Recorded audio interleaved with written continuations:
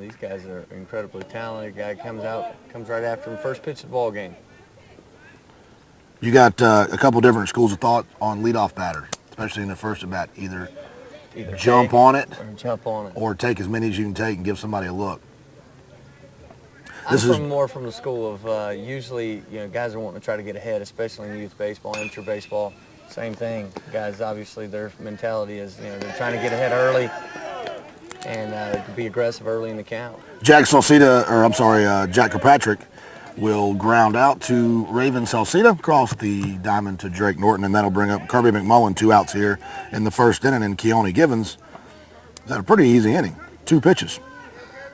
Now you definitely should be taking. We'll see what happens. I got a feeling this kid's sitting dead red. You think he's going to swing? No, he's dead. There's a take. Not going to allow him to have a three pitch inning.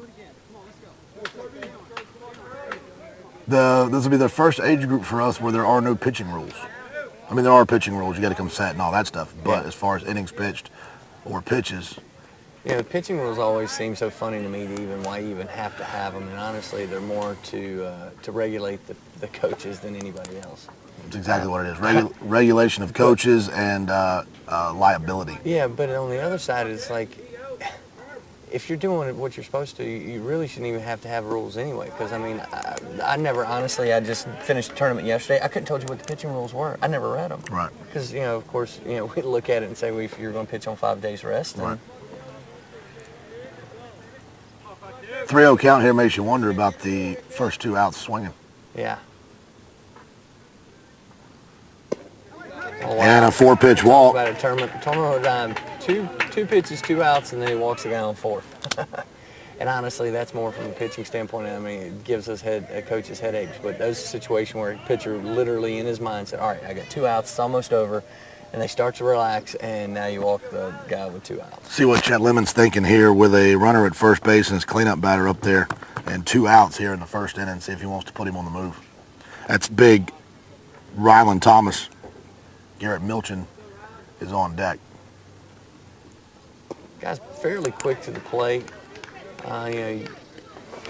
We'll have to see how quick he is to the plate, and I haven't really seen the catcher throw yet, but obviously with the caliber of these teams, both these catchers can be able to throw. So. Yeah, once you get to this level, you can expect solid pitching and good defense, and everybody can hit it. Absolutely. So, you say, well, he just walked us, and maybe we can extend the inning and see as a coach, you start to roll the dice. Do we run? Do we not? Do we run? Do we not? He gets a 2-0 count. I would bet that. There's a drive high and deep to left field, going back towards Jack Lane, and it's going to get over his head. That's up against the wall. McMullen is on his horse, and he is going to score.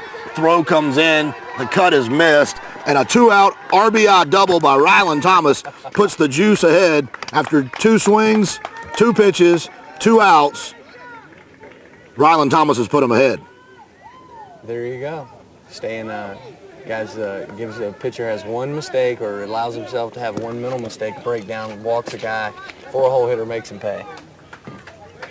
And now they'll go righty-lefty, with a runner at second base. 2 outs still, 1-0 the Juice lead.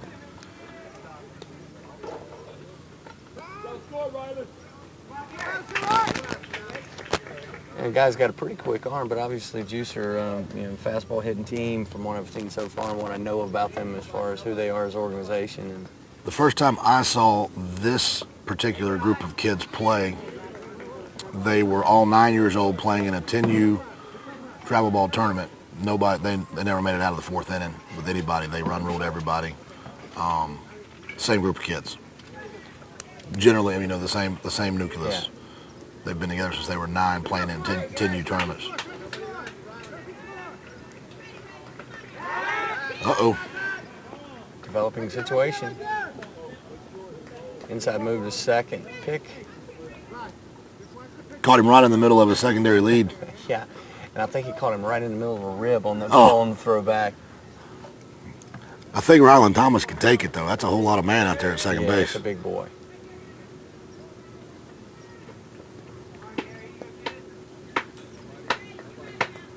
Stretch kick, fire, off-speed pitch misses high. One of the things noticing here immediately, you can see where these guys are taking a lot of pitches, off-speed pitches into the zone. They may be swinging at fastball, but they are not swinging at off-speed pitches. There's a strike, makes it 1-2. Amy keeps looking at you like your head's on fire. I'm guessing you've got some sort of microphone situation going on.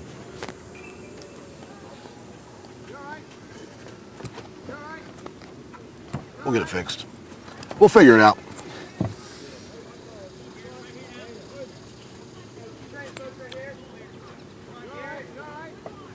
I had it 1-2, but I think the umpire just said 1-1. That's going to score it away. That'll advance the runner to third base. So 90 feet away now is Ryland Thomas. So what looked to be a harmless first inning is turning into trouble here for the team from Texas. With 2 outs. Oh, wow. He's stealing home. Oh, wow. Didn't make it. Didn't make it. I like the hustle. He's got the catcher was standing behind the home plate umpire.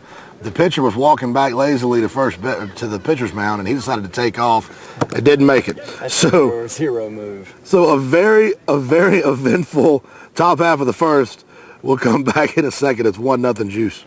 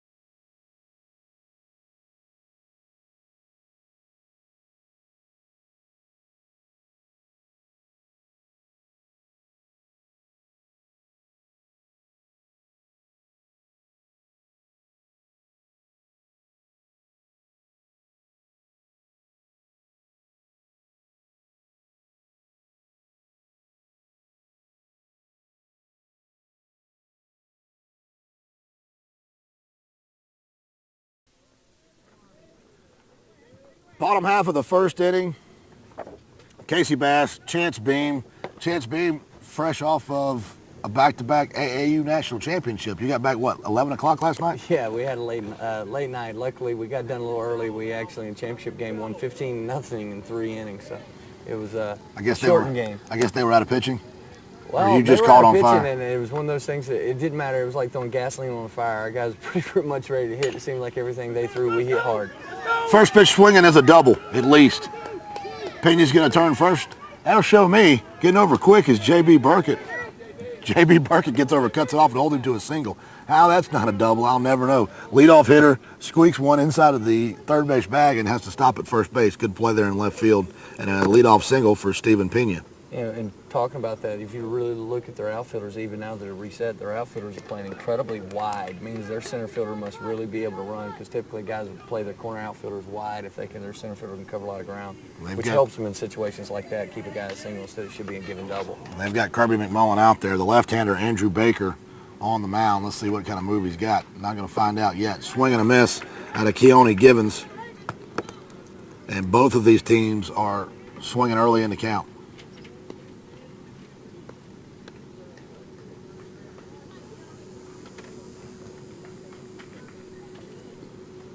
Pena just an average leadoff first.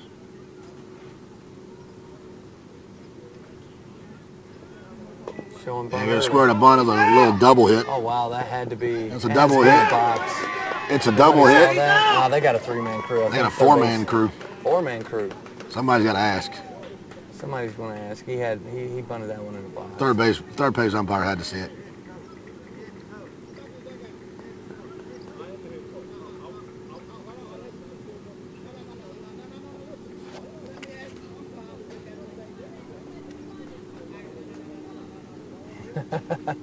We have a 4-man crew.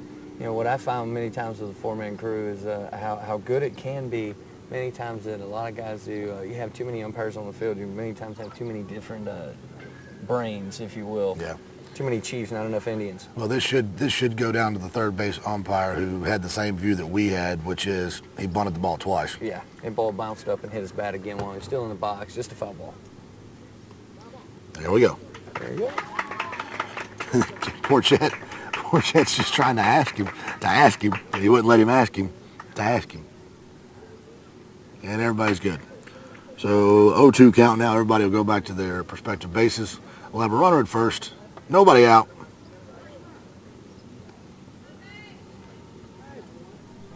And an 0-2 count to Keone Givens.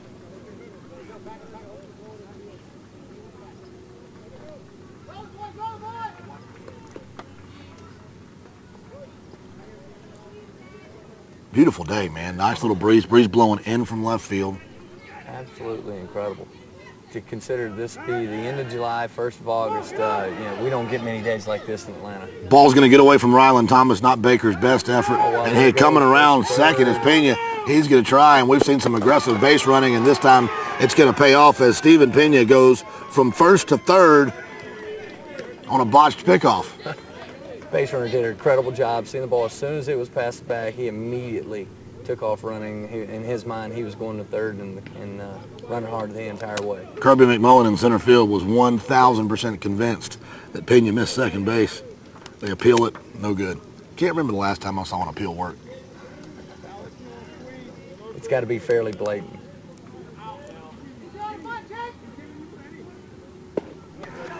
Fastball swung and a miss.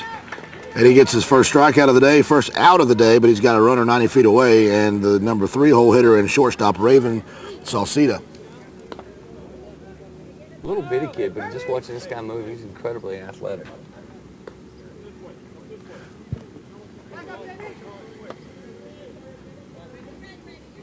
You wonder if we saw there's one of my friends, the ant. I just talked about they hadn't bit me. He had to prove me wrong. Fastball outside corner for strike one. You wonder if going first to third there on that botched pickoff is kind of indicative of the way this team plays. Yeah. If you can take the extra base, take the extra base. Let's be aggressive. Let's make them I think many times we as coaches, you're always going to be coaching to your personnel, and right there is exactly what I was talking about. In the fact you got what I would call little rats, if you will, over there with the Diablos, just little scrappy players. They're not coming to the ballpark looking to drive the baseball, hit it out of the fence, but they're going to run. They're going to be scrappy. They're going to bunt. They're going to hit and run. They're going to squeeze in the first inning. That type of team. You have to know who you're playing. I think that's definitely their role. That'll tie it up 1-1. The bases will be empty for Kyle Gray, the center fielder, and you wonder, first off, it was a great job of Salcida climbing the ladder to get that bunt down on the squeeze, but also the way that Baker fielded that ball, from my angle, tough to tell, but it looked like it might have went foul had he let it. Yeah. But how quick did he get off the mound, though, Andrew Baker? Goodness, he can fly. These guys are incredibly athletic. There's a lot of really good things that happened in that play. Yeah, it was. On both sides. The pitcher, seeing a squeeze, throws it up in the zone is exactly what he's taught to do. The hitter climbs the ladder, basically jumps to get the bunt down, so he executed well, and then actually a great bunt considering where the ball was thrown at. Fastball outside corner, 1-2. Andrew Baker, just fastball right now, mix it in the changeups, and that's what I like. I'm a pound the strike zone kind of guy. That is exactly what he's trying to do. Swing and a miss, actually fouled off at the plate. We'll have another 1-2 offering. This game was about 15 minutes late getting started. We had a sprinkler issue out in right center field. This grounds crew here at East Cobb, which is second to none, They got out there, got it fixed really quick, and even reseeded it. So they're watching them as they reseeded the grass. Who, when the game's being held up, has the presence of mind to reseed it? But you spend one day out here at this facility, and you'll understand why. There you go. All it does is give them the right to forget about it later, basically, is what I find. Because they know they're going to have to reseed it, so just go ahead and do it. Just go ahead and do it now. 2-2 after he holds up there. Kyle Gray with nobody on, 2 out. After his Diablos have already tied this one up 1-1. Pulls the string on a change up and gets him swinging. So 2 strikeouts. We'll go 1 run on 1 hit, 1 error, and they'll leave nobody on. Second inning coming your way, all tied up at 1.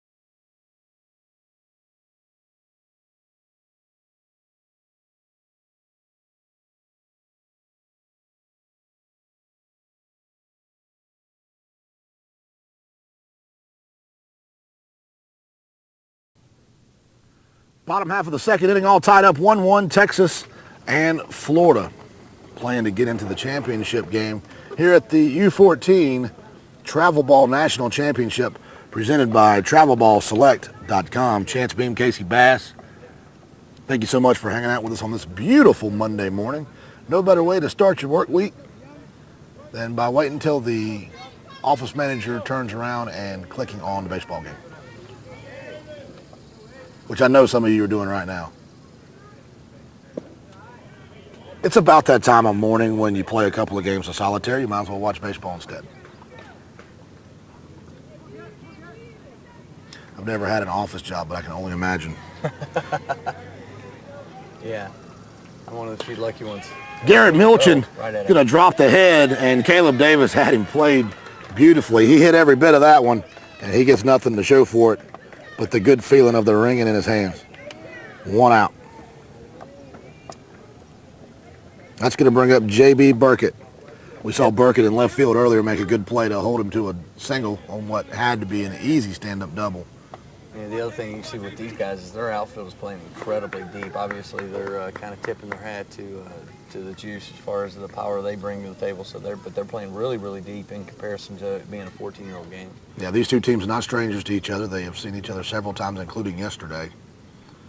The Diablos coming out in a very close game, came out ahead. So what's going to happen now is the Juice have got to beat them twice right here. So if the Juice win this one, we'll have them again right here, same 2 teams. I had a hard time with that bracket. I didn't figure out who plays on this field next if the Juice were to lose. Stretch, kick, fire, grounder. Fielded cleanly by Pena. Pena, nice throw. Drake Norton will pull that one in, and J.B. Burkett will ground out for the second out of the inning. And if things go according to the first inning, that's when they start getting their stuff together. Little 2-out rally. Yeah, I think the 2 outs get going. I saw back-to-back 2-out rallies yesterday for 13 runs between the 2 teams. Oh, wow. 13 runs total. Every base runner came with 2 outs. Yeah, that third out of the inning can sometimes be quite elusive. Jack Perkins, the right fielder now. From the stretch, high fastball taken. Keone Gibbons has looked good. They've squared up a couple of fastballs on him, but he keeps coming back with it. Yeah.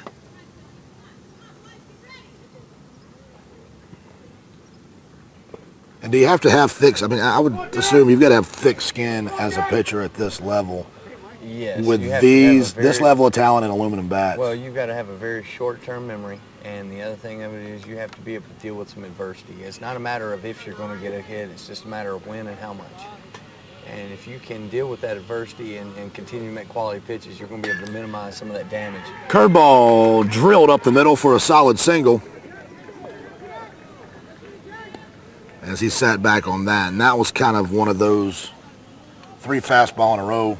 I got a pretty good feeling you're going to throw me something off speed. I'm going to sit back and wait. Well, it's a really good piece of intelligent hitting. Well, it was a great piece of hitting. I mean, the biggest thing is there as a pitcher, from a pitching standpoint, he just hung it. He just hung it up over the plate, and the hitter did a great job of staying back, but he makes it a much more difficult pitch to hit. He gets that ball down and away, and it's starting at the middle of the zone and breaking down and away from him. It's definitely a tougher pitch to hit. And Perkins didn't try to do too much with it. No, he didn't. He did exactly what you're supposed to. Try to hit a ball right back up the box, right back at the pitcher. We're going to talk this one over with 2 outs here. As we see Austin Bergner, the shortstop.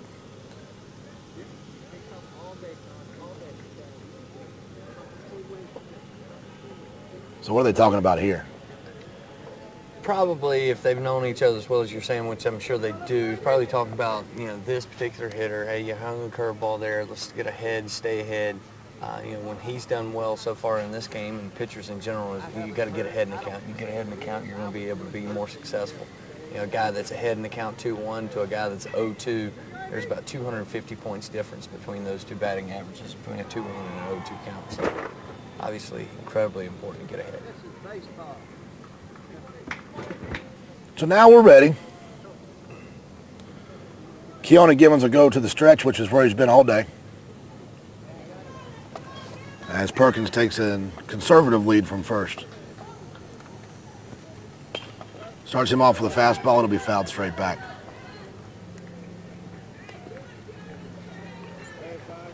Yeah, this pitcher does an incredible job of really working downhill. I mean, the ball really works at a downhill angle and really works down through the baseball. You can see him rush out a couple times when he gets the ball up in the zone. He really just doesn't stay behind it, but when he throws it and throws it well, you can see where he really has that down angle, which means that ball is continuing to change planes as it comes from the pitcher's mound to the plate. Tough pitch to hit. So 0-1 now to Bergner. And time again.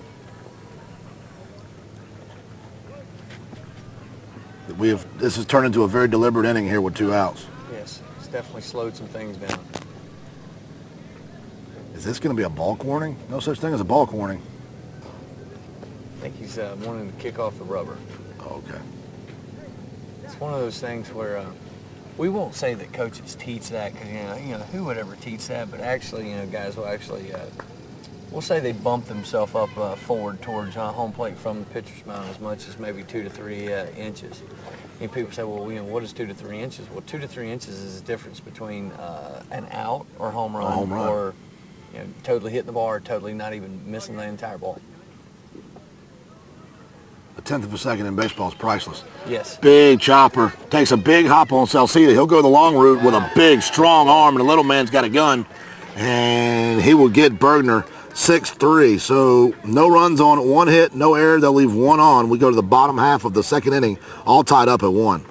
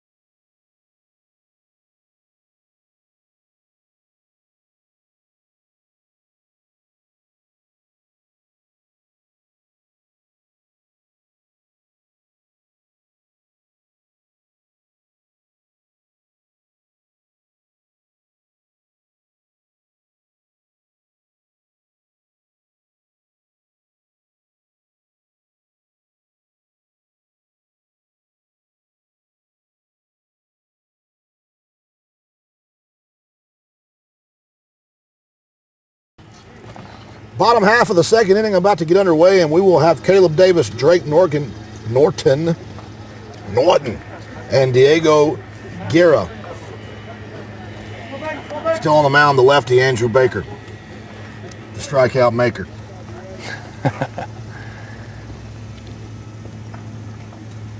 You made a good point at the end of the last inning.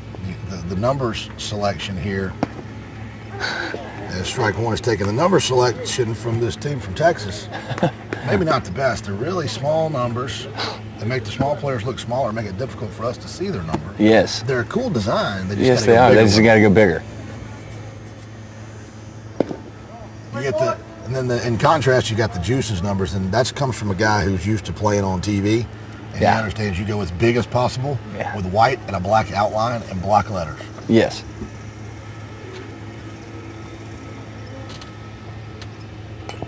Oh, wow. He's changing speeds very effectively here. Yeah, that was opportunity for him to go 3-0 there. Hitter chased a bad pitch. He could have been a 3-0 count, 2-1 count. Much rather than been a 3-0 count, not chase a pitch out of the zone there.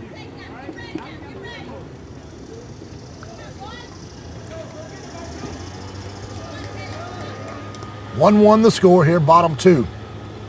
Stretch kick, fire, grounder. Coming up on it is Bergner, and a high throw, but a nice job by Rylan Thomas.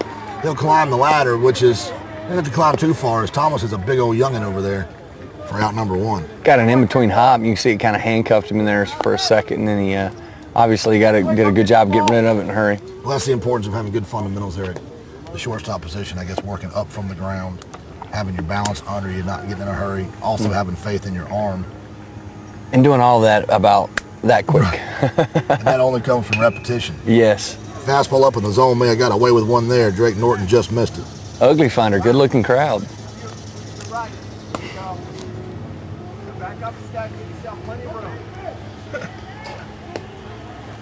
They've got him shifted well around to right field, I'm sorry, left field.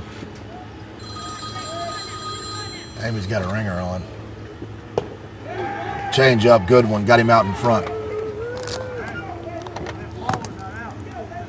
At least it's not that awful University of Florida fight song that it normally is.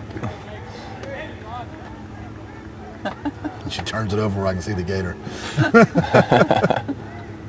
0-2 pitch, just misses. Oh, wow, that How did just miss. How do you take that? That's a tough pitch to take. Norton stepped out of the box and said, "Phew."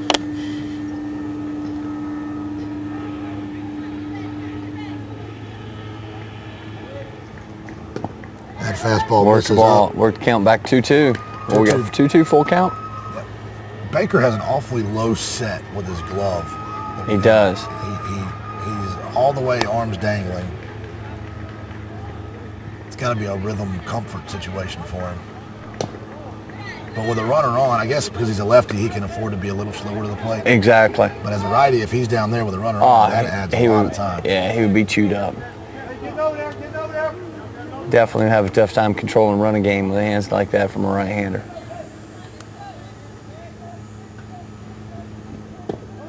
Oh, wow. He goes from 0-2 count to walking him on 4 straight. Oh, wow. Great job of hitting as far as being disciplined. That one pitch that he took that were borderline pitches, the next 3 weren't even close to the zone. Some sort of conversation going on here. As the wind has now turned around and is behind us, blowing across the field, kind of, I guess it might be helping a little bit down the right field line. Kind of blowing It's out. going to knock anything down out this way to left field. Yeah. Diego Guerra is going to ground the first ball he sees to Milton. Good is turn. Sullivan. Sullivan's going to turn. Great stretch by Rylan Thomas. And 5, 4, 3. The Juice take care of business. So no runs on 1 hit. They walked 1. They'll leave nobody on. 3rd inning comes your way. 1-1 the score.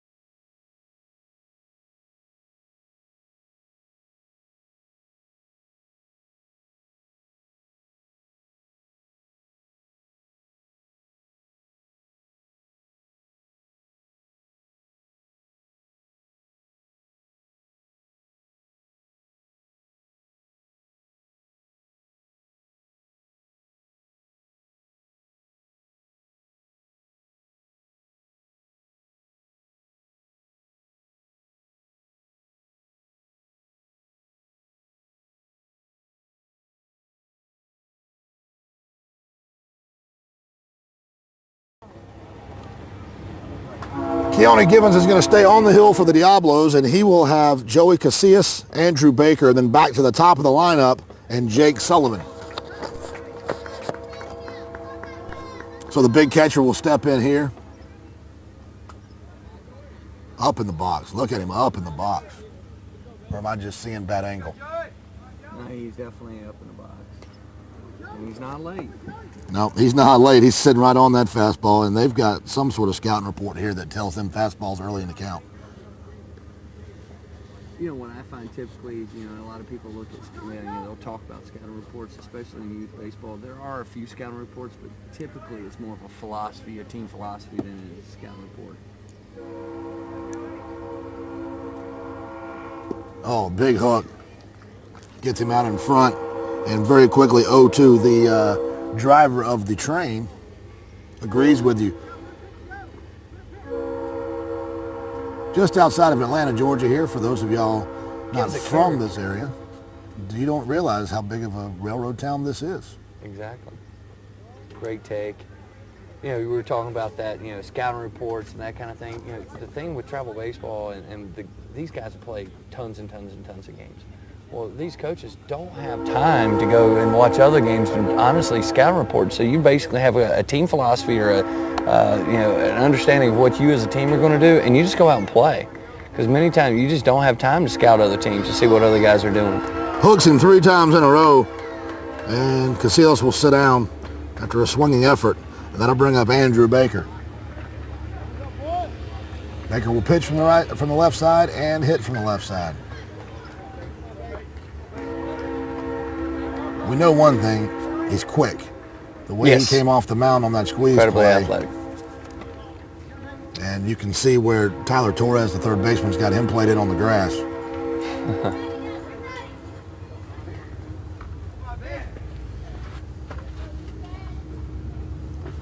going to bring the left fielder in. Because he's thinking the same thing I'm thinking, which is good spot for a little slap down the line.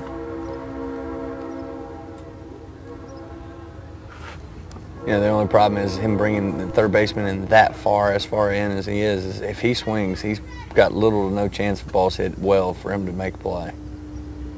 Unless it's just hit right at him, and it's going to be pretty much protection.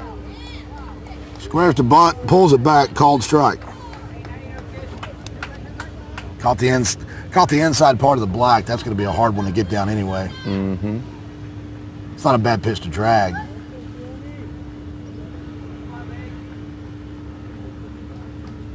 See if he's still bunting. No? Nope, swinging away and takes the count to 1-2. Now, obviously, third baseman should back up here. Yeah, and he does. I always wondered, like, he's playing, now he's actually playing even with a bag with 2 strikes. Why wouldn't he go ahead and back up and give him some more, give himself some more depth so he can play a little better angles? Oh, man. Oh, wow. That was a hammer. Givens has got the curve working now. He's been pounding that fastball, and he has set himself up. And he has thrown 3 superb curveballs and got himself 2 strikeouts. And he'll go back to the top of the lineup where Jake Sullivan popped up to Mr. Givens on the first pitch he saw. Let's see what he does here with the first pitch, if he's still as aggressive his second at bat as he was his first. They may be thinking the same thing. They'll start him off with the hook. You know, throwing a curveball, typically it could be, you know, a great pitch, but, you know, early in the count, most hitters are looking for a fastball, so they're going to take it. So I know we talk a lot about how guys, you know, in that situation, throwing what we call a hit-me curveball. Just throw it over the plate. Just spin it up there. More than likely, if you spin it up there, he's not going to be swinging anyway. Right.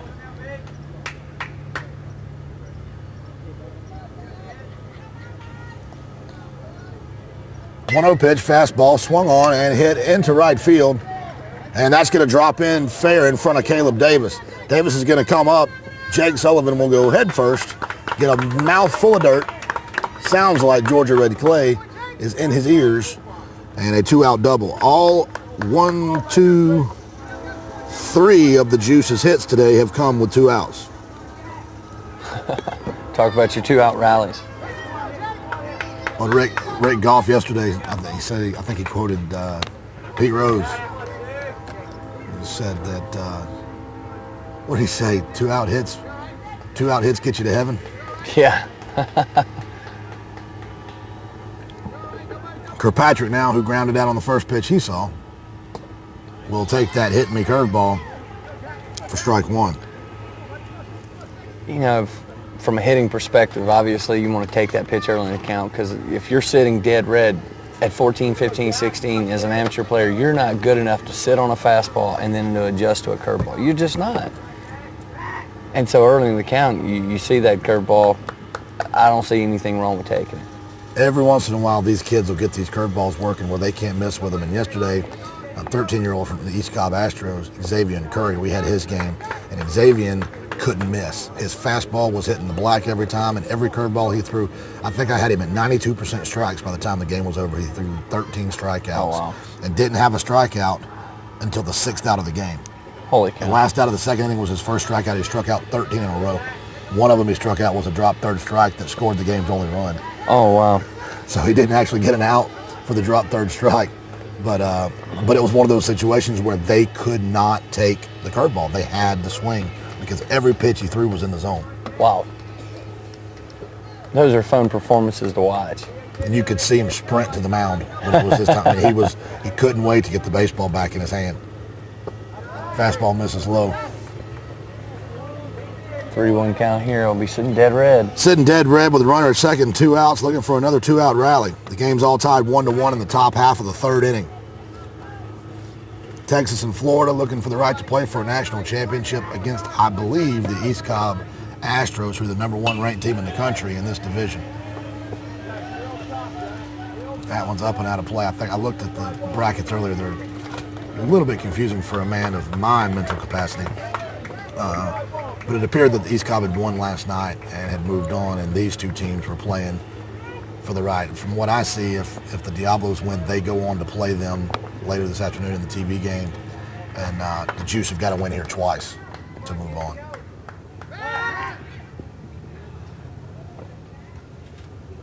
Which, of my knowledge of brackets, is really the way it should. I mean, if it gets to this point, they're the #1 ranked team. They go on. This is the team. The Diablos are the lower ranked team. They're the team that have got to play the 2 games. That one's drilled in the gap. See what happens. Does he send him? Big turn, sending him with 2 outs. Throw's going to be cut off. It'll come to the plate and late. That's going to squirt away. Looking for 2 is Jack Kirkpatrick, and he will stand up at second base with an RBI 2-out single. You want him to throw the ball there. You want him to throw you out. Chet Lemon teaching. Chet Lemon's talking about Jake Sullivan, or about Jack Kirkpatrick inducing the throw to second. At least going halfway and slamming on the brakes. Yeah, that ball was hit so hard, I wasn't sure the guy at second was going to get an opportunity to go. And coach sent him. Obviously, he knows his team better than I did, but I thought that ball was hit too hard for him to score. And I guess third base, he knew the left fielder's arm. Swinging a drive, deep center field. hammered. Kyle Gray's going back forward at the wall. That's going to go off of the sign. Coming in to score is going to be Jack Kirkpatrick. And with a 2-out RBI double, Kirby McMullen claps his hands at second base. And the Juice, they just cut the Juice loose with 2 outs today. 3-1 the score. He got a fastball up in the zone and didn't miss it. You know, and this pitcher's been absolutely outstanding for 2 outs. Yeah. 2 outs. For until he gets 2 outs, he's outstanding. And then all of a sudden, and like we talked about earlier, it just like mentally you get to a point where you're just kind of like, oh, I'm so close. I've only got 1 out to go, and you kind of relax. And next thing you know, things happen. He's got Ryland Thomas here. Ryland Thomas took him to the wall in his first at bat with that RBI double that plated the game's first run. And in doing so, he drove in Kirby McMullen, who stands at second base. And you kind of figure this is why they hit in the 3 and 4 hole. Yeah. Because they just pound on the baseball. Let's see if we have a change here. If he could pitch, if he had like a 1-out guy, and it was within the rules to throw this kid for the first 2 outs of the inning and bring in your 1-out guy, because he really has been lights out for the first 2 outs of the inning. Yeah. Up and down the lineup. I mean, Yeah. he got the 1-2 hitter when they were first up in the inning. He got the 5-6 hitter when they were the first 2 up in the inning, and then he got the 9-10 hitter when they were the first up in the inning. But Lately, he's given up double, single, double, back to back to back with 2 outs here. I think they say you want to bunch your outs. You don't want to scatter your outs. Right. So big 52 will go back to second base. And Ryland Thomas will look for his second RBI of the day. However, as a cleanup hitter, I think he's probably thinking about a third RBI of the day. Outfield playing again incredibly deep. Even the right fielder's playing deep. Usually you see the outfield kind of stagger with the opposite outfielder playing a little more shallow. But everybody's playing pull side and deep. Yep, deep into pull. A blooper over the first baseman's head, he'll run for days. Yep. Off-speed pitch in the dirt, and it's 2-0.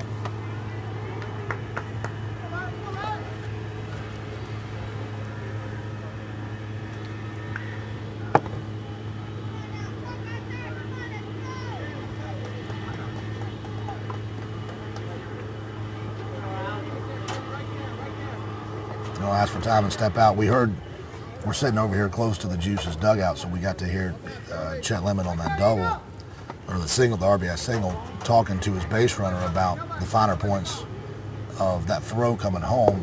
For you, managing it at even a higher level than this with the older kids, how satisfying is it for you to get to be so in-depth and specific with the kids that play at this level? And honestly, I think that's probably why I coach at this level, is I really enjoy that part of being able to teach the finer points of the game and the inner workings of the game. And I tell our guys, I don't want you to be a student of the game. I want you to be a technician of the game.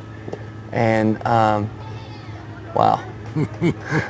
Don't flick the bat when you have a 3-0 count, because the next pitch, if it's anywhere close, is probably going to be a strike.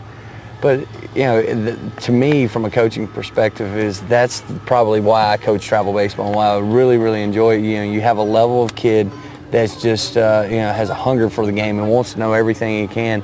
And they're so athletic, they can perform things that, obviously most kids their age can't. 3-1 pitch is drilled high and deep.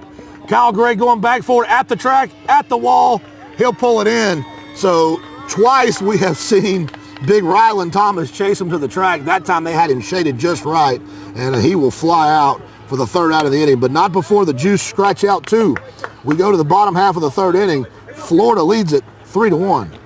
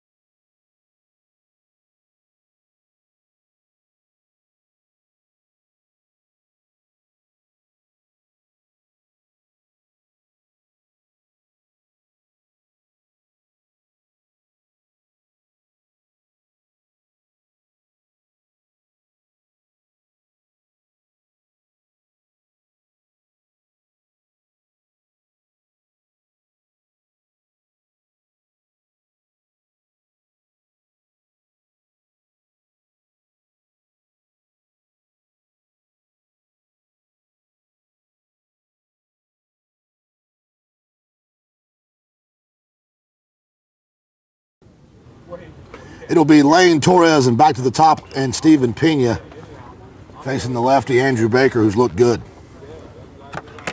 Except for a botched pickoff play to first base, it'd be a shutout for him. We'll see if they can have an answer right here. Come back after a big couple knocks there by the Juice. See if they can have an answer. Starts him off with a fastball. Nice one-handed stop.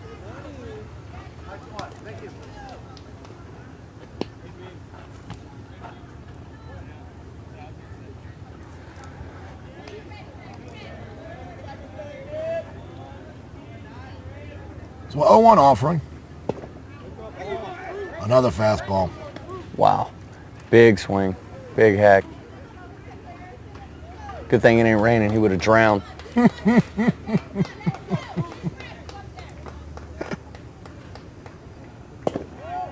Oh, good looking man, pitch. that's got to miss inside, I guess. It's tough to tell from our angle. I think it did miss the way the catcher kind of reached for it a little bit, but if it was out, it wasn't much out. Nobody seemed upset about it. The catcher didn't seem to hold it there for too long. Yeah. And they'll pull the string there. Some sort of off-speed situation, drop third strike. Casilla will shoot it down to Thomas. Pretty good changeup. Great progression there. Got a guy spinning, got a guy sitting dead red fastball, and then just pull the string on him with a changeup and get him spin right off. And that'll bring up Tyler Torres, the third baseman. Torres, big kid. He's been standing over here pretty close to us.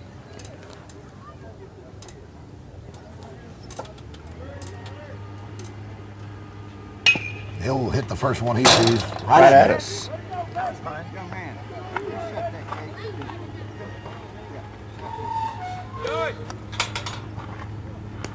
That's a good decision to shut that gate. One comes about 3 foot farther to the left and run Amy out of her seat. So 0-1 here.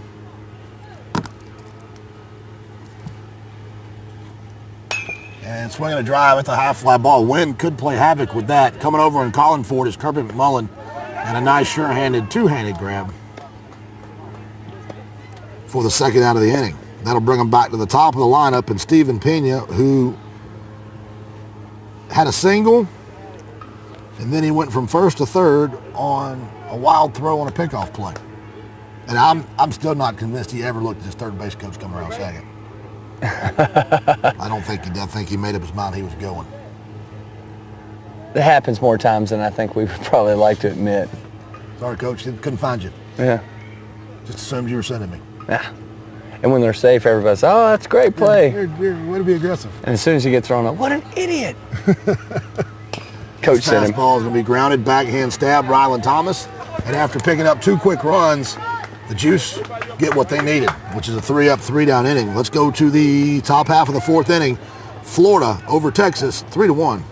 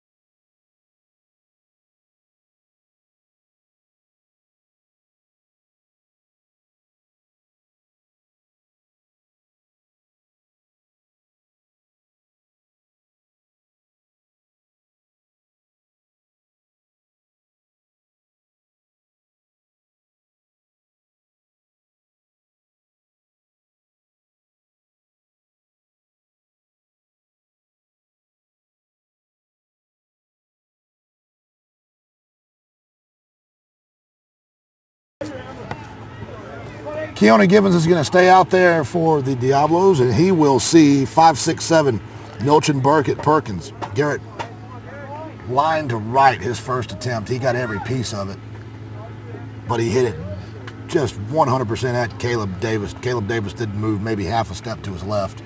And he'll start him off with a hook in the dirt for ball 1.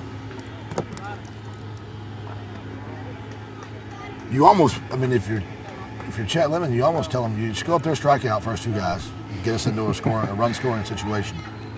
Get us 2 outs and now let's go pound the baseball. We like the challenge. Fastball, chop, Tough play. Little quick hop. Norton will take it himself. Nope, he'll flip it to Givens. It kind of looked like it might have caught the edge of the grass, the cutout there, and kind of skipped down on him. But a nice job by Norton. Hey, actually, a pretty good job by the pitcher over making sure that he got over there. Many times pitchers just, they sit there and watch that play, and then they wonder, why didn't he? Well, because you weren't where you're supposed to be. It's that first instinct, too, that often makes the difference. That one step of, I got to go cover. Yeah. That'll bring up J.B. Burkett. He grounded to second his first attempt, and he'll step out.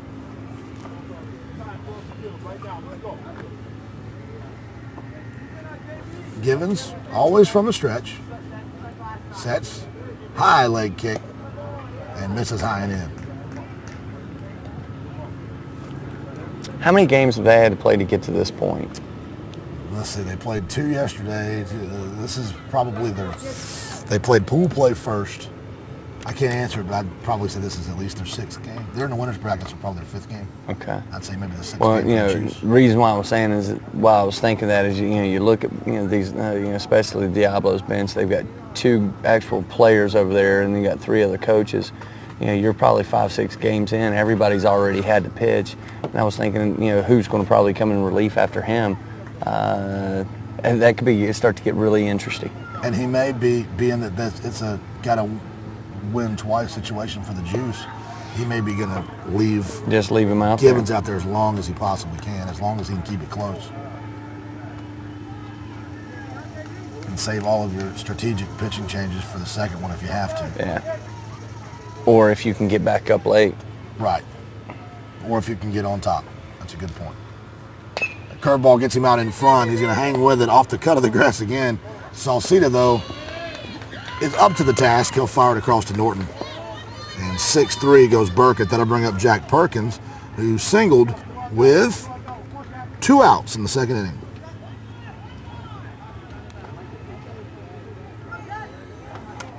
And here he bats with 2 outs again.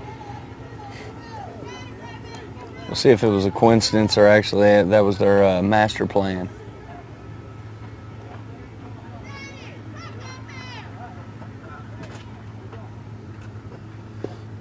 So he's gone from starting them all with fastballs to starting them all with curveballs. Second time through the lineup. Yeah, definitely changed his approach as far as pitching these guys.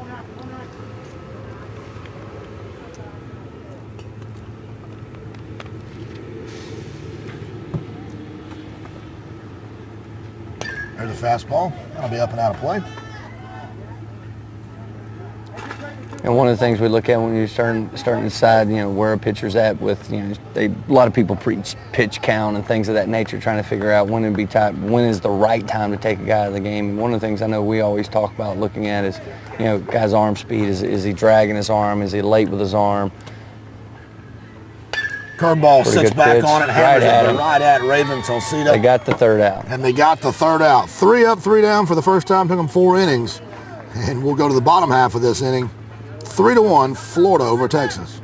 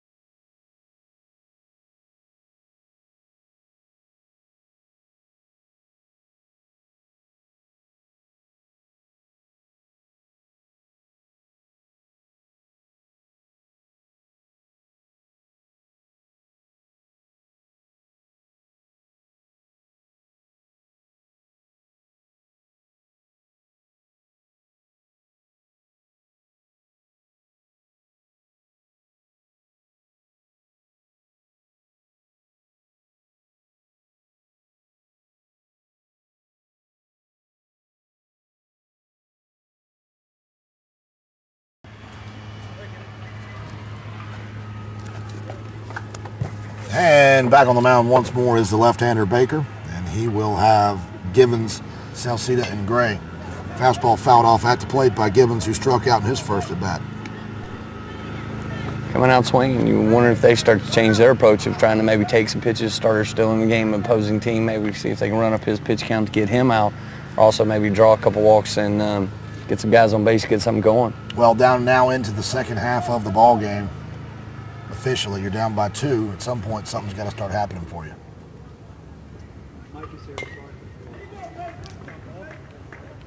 0-2, still pounding the zone with fastballs is Baker.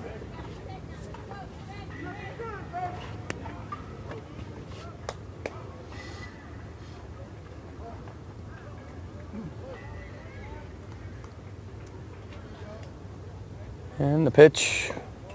Just in the dirt. And It's one with a curveball. Kind of a waste deal, but Yeah. you get too far out of the zone and it just really is a waste. Yeah. I think that's kind of what we were talking about, trying to have a pitcher's pitch in the margins below the zone. There's a fastball, got it up in the zone. It's going to be drilled, coming on hard, and making a nice running catch is the center fielder, Kirby McMullen. So he got a pitch to hit. He just didn't catch all of it, did Givens, and he lines out to center for the first out of the inning, and that will bring up Raven Salcida. He was the guy who did such a fantastic job of getting the squeeze bunt down to plate their only run. He kind of almost left the ground, climbing the ladder to get that bunt down. Well, you don't have to go very high to get him to leave the ground. Yeah, he's not the tallest one on the field, We'll say he's vertically challenged. but he's playing shortstop and hitting third, so he's a player. Yes, he can. It didn't mean that he can't play. Smooth at shortstop, too. Doesn't Yes. panic. Great hands, great feet, incredibly athletic. And he's going to rip that fastball inside the line.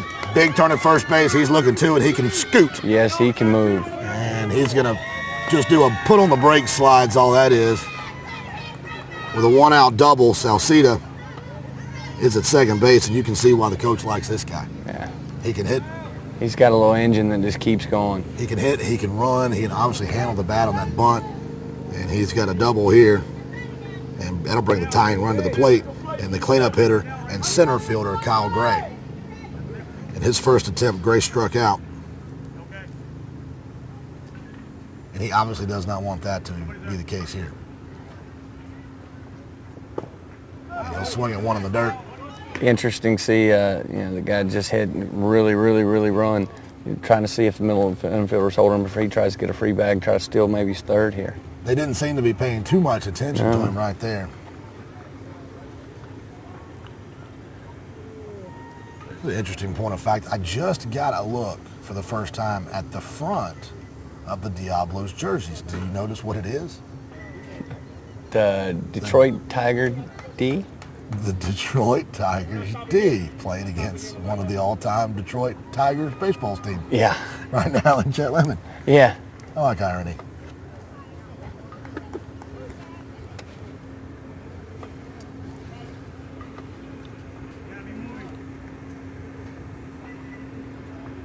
So the lefty from the stretch, he has an 0-1 count, and he'll try the same pitch again, and he'll get a different result as Gray lays off and evens it up 1-1, but I don't blame him for going back to that zone.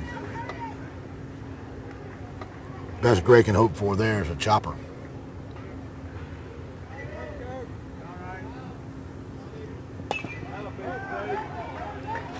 Change up there, got up in the zone. Is that what that was? Yeah, catcher's actually doing what we call touch signs, so it should be interesting to see. The longer you have a guy on second base, typically with touch signs, it's easier to steal those signs. Just because if the more you give, actually, the less likely it is to be more complicated. Right. And you get the feeling that the one on the team that's going to be the most proficient at stealing those signs happens to be standing on second base right now. Yes. That's the kid who's got the baseball sheets on his bed since he was 3 years old. We're going to get a fastball here. Yeah, he throws it by him. Foul tipped into the mitt. Nice job by Castillas of hanging on, and that's a big out. Yeah, I stole the signs just there, just watching, but I'm not going to say them because I don't really think that'd be fair for either side. So I just came back from the World Series, so we'll say that I'm pretty sharp right now. Tuned in and stealing signs. So I think I'm gonna just keep those to myself. I don't think it'd be fair for me to say it on the air here. And then moms and dads are calling moms and dads in the stands, man. Hey, the nose is the indicator. Because if you notice, I said it was a fastball coming before he actually threw it. That's fun. That's fun. That's part of the game that you and I were talking about. Exactly. The intricacies of the game, being a technician of the game, as he starts him off with, I guess, a changeup, some off-speed situation. Yeah. Up and out of the zone. This is Caleb Davis, who grounded to short his first at bat. Shortstop's holding, waiting for pull side. Big run at second base. For them it is. Started getting nosy out there. Very nice. Keeping him honest at second. You know, especially what we were talking about with the stealing signs, and a lot of times picking will help control that from an opposing team standpoint of, you know, it doesn't let the guy just sit behind the, you know, second base or behind the pitcher and just stare in.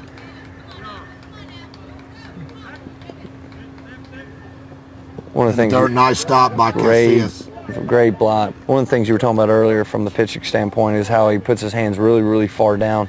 If you'll notice when he comes set, he's really showing the palm of his glove to the second base. So if that runner at second base would just look in his glove, he would know every single pitch he's throwing. That's a really good point. I mean, why steal signs? He's just showing you what he's throwing. It's just how he comes set. See how his glove's open to second base? And he's going to be showing you that grip. Up in the zone, 3-0. Very, very nice. 3-0. We're 3-0 or 3-1 here? I've got 3-0. I'm sure he's got to be taken here. 3-0, down by 2. Rarely we ever get a green light down 3-0, down by two runs, so kind of starting to get in the middle of the end of the game. And he is taking all the way. And runners on first and second now. For Drake Norton, who went deep in the count, earned himself a walk in his first at bat. And he hits from the left-hand side, and up until this point, that last batter, that was the only walk that Baker had given up as of yet. And I noticed yesterday, even though lefties are, the older you get, lefties are there to get lefties out. The left-handed pitchers we saw yesterday just seemed uncomfortable when there was a left-handed batter in there. And I don't know if it's because they're not used to seeing them. He asked for time, didn't get it, tried to step out, quickly stepped back in, and Baker threw a ball. So it worked out pretty good for Drake Norton. And you see the guy on second being a lot more active as far as moving his feet back and forth, trying to gain some attention away from the pitcher, maybe trying to deviate his attention to draw some balls for the hitter as well. Chet's going out there right now saying what? We got a 2-run lead, throw a strike? Yeah, exactly. Seriously, throw strikes. Don't make this complicated. Get ahead, throw strikes. But is that something that you find even in your age group, or is that just me imagining things that they have a level of uncomfortableness when a left-hander gets in there? You know, I think as you get older, guys get a little more comfortable with guys being on the left and right side. But I think lefties in particular rarely see left-handed hitters. So I think you're right in the fact that they feel like they're scared to throw the curveball because it's going to hit the guy if they leave it out, because they're so used to throwing right-handed hitters and they can leave it out arm side to their left side. So a lot of times you will get some guys that they'll get a guy 0-2 and then they'll throw a breaking ball and just hit the guy. Plunk him. And it's, you know, but they've had command of everything to that point and then plunk a guy with an off-speed pitch. That's a good visit. And I always tell a good visit by the first pitch. If it's a strike, then give credit to whoever went out there to talk to him. Yeah. I always laugh about that. It's like, do I have to come out to get you to throw a strike? Oh, you want me to throw it over? Oh. Good pick. Great feet. Move. Great feet. He's so quick. He is. Incredible athlete.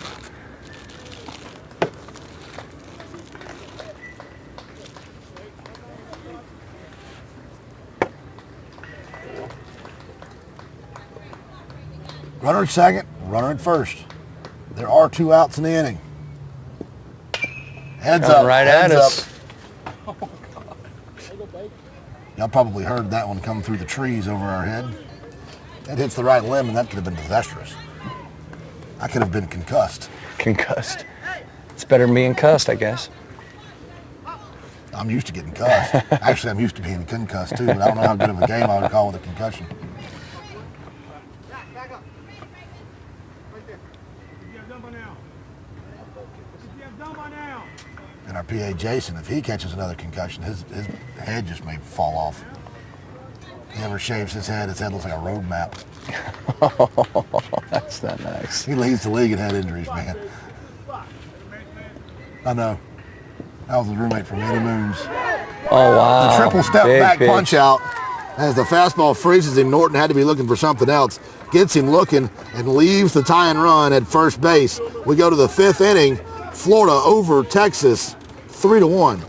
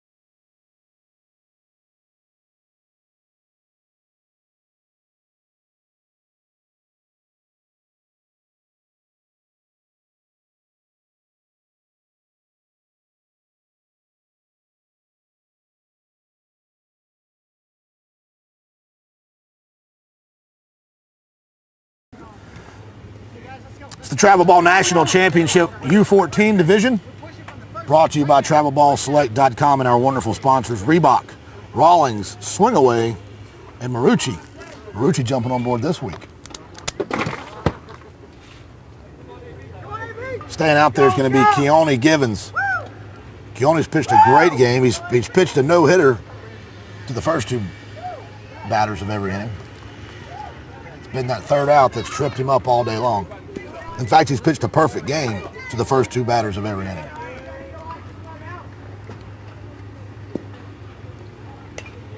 And he starts Austin Bergner, who grounded to short in his first at-bat with some sort of swerve. And he fouls back to the screen. You know, we could say that it's about, the first those hitters or whatnot, but when that happens in the entire game, there is definitely something mentally going on where you get the first 2 outs and he's got to bear down when he gets 2 outs. He's obviously letting up mentally, which is allowing that to happen. If it happened once, maybe, but as many times as it happened at this point, it's obviously a mental adjustment. Diego Guerra behind the plate back there. I like catchers who are built like offensive guards, and he's one of those, but he's got such good feet and good lateral movement. 1-1 offering, curveball up in the zone. No good. And it kind of hung a little bit. He might have got away with one. Yeah, I think he did. Start to watching how he moves, see how if he's starting to labor yet or... Nope. There's another one, and he's going to pop it, but having him played out there is Lane. And Lane's going to pull that one in for the first out of the inning, and that'll bring up Joey Casillas. Just as little education for me. I know I literally walked up, sat down, and we went live. Are these guys using the BB core bats, or are they using the old bats? I don't know. That I can't answer. I know, because there's such a huge difference. The reason why I ask, and I mean, these guys are 14 years old, and they're just driving the ball all over the ballpark. Guys are catching balls at the warning track and so on. It just makes it interesting because typically 14-year-olds just don't swing it quite that well. I take back what I said about Mr. Guerra. He's not built like an offensive guard. I'm thinking about Mr. Casillas on the Juices team. But that doesn't change the fact that he's got great hands and great lateral movement. He's built more like a flanker. That's what you get when you have a football guy calling baseball, folks. 1-0 in the dirt. 2-0 to Casillas. Who's the guy I'm talking about?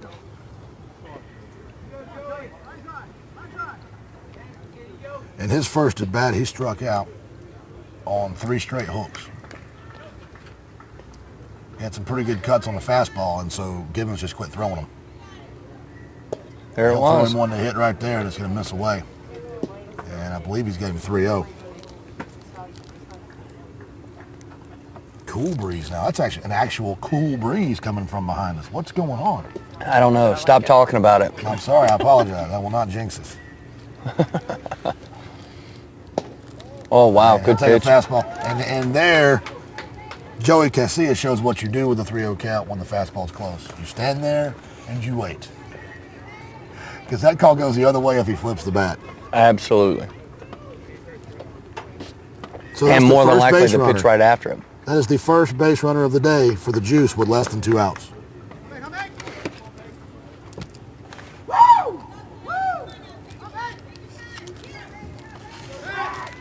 BB core -3.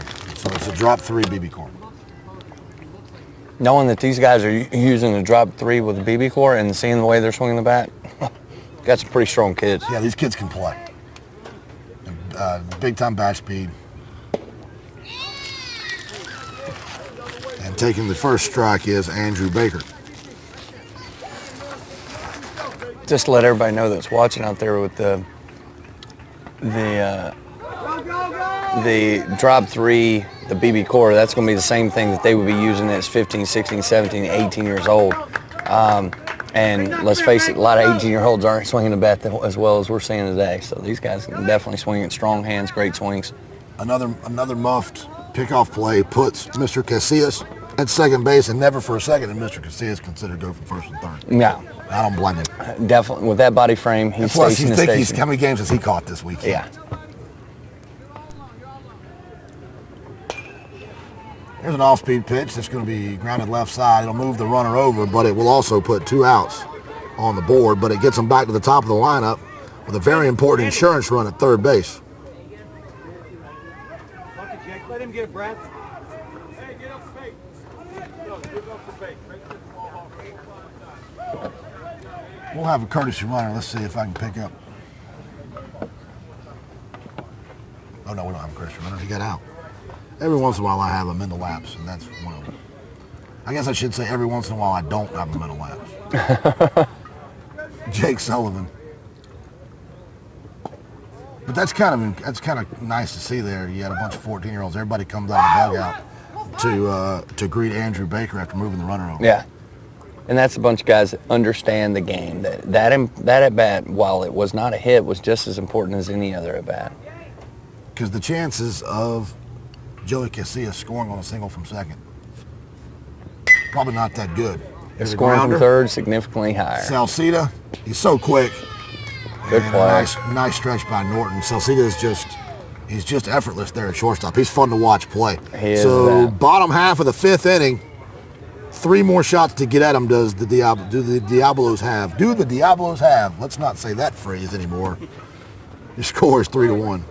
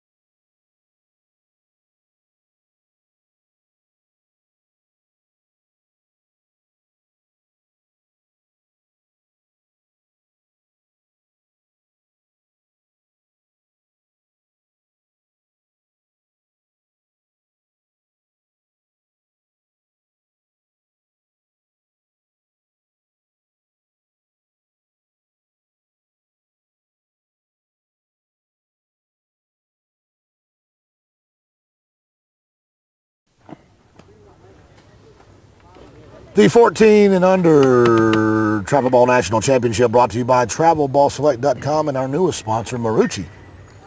And their wonderful wood bats. You play a few wood bat tournaments here and there. Yeah, we play roughly probably 10 to 12 weeks of wooden bat tournaments throughout the summer. And Marucci's definitely one of the brands that everybody turns to. We were discussing the BB Core bats, and I actually asked my guys, with now high school and colleges all going to the BB Core bats over the last year, most of the guys that I talked to actually would rather swing wood than they would the BB Core. Really? Yeah. Actually, they find that if you have a good wood, actually has more pop than a BB Core. Huh. I've got Diego Guerrero up there, and Andrew Baker will stay in. So both of these pitchers now pitching through the 5th inning. And this one's going to be driven in for a base hit into right field. Cutting off is Jack Perkins, and he'll get it into Sullivan. So a leadoff single for Diego Guerrero. Come in a couple steps, okay? Trust yourself. See what happens here. I think we're in we got up, who we have coming up here? I've got Jack Lane. He struck out in his first attempt. Okay. Saw 3 pitches and No outs, bottom of the lineup. Maybe a bunting situation, just moving the runner over, just trying to get something going. yeah, if you can get yourself into a 1-run situation, that opens up all possibilities. Yeah. You were asking about the difference between, obviously, we talked about second base being scoring position, but there's 27 different ways to score from third. That's a lot. That is a lot.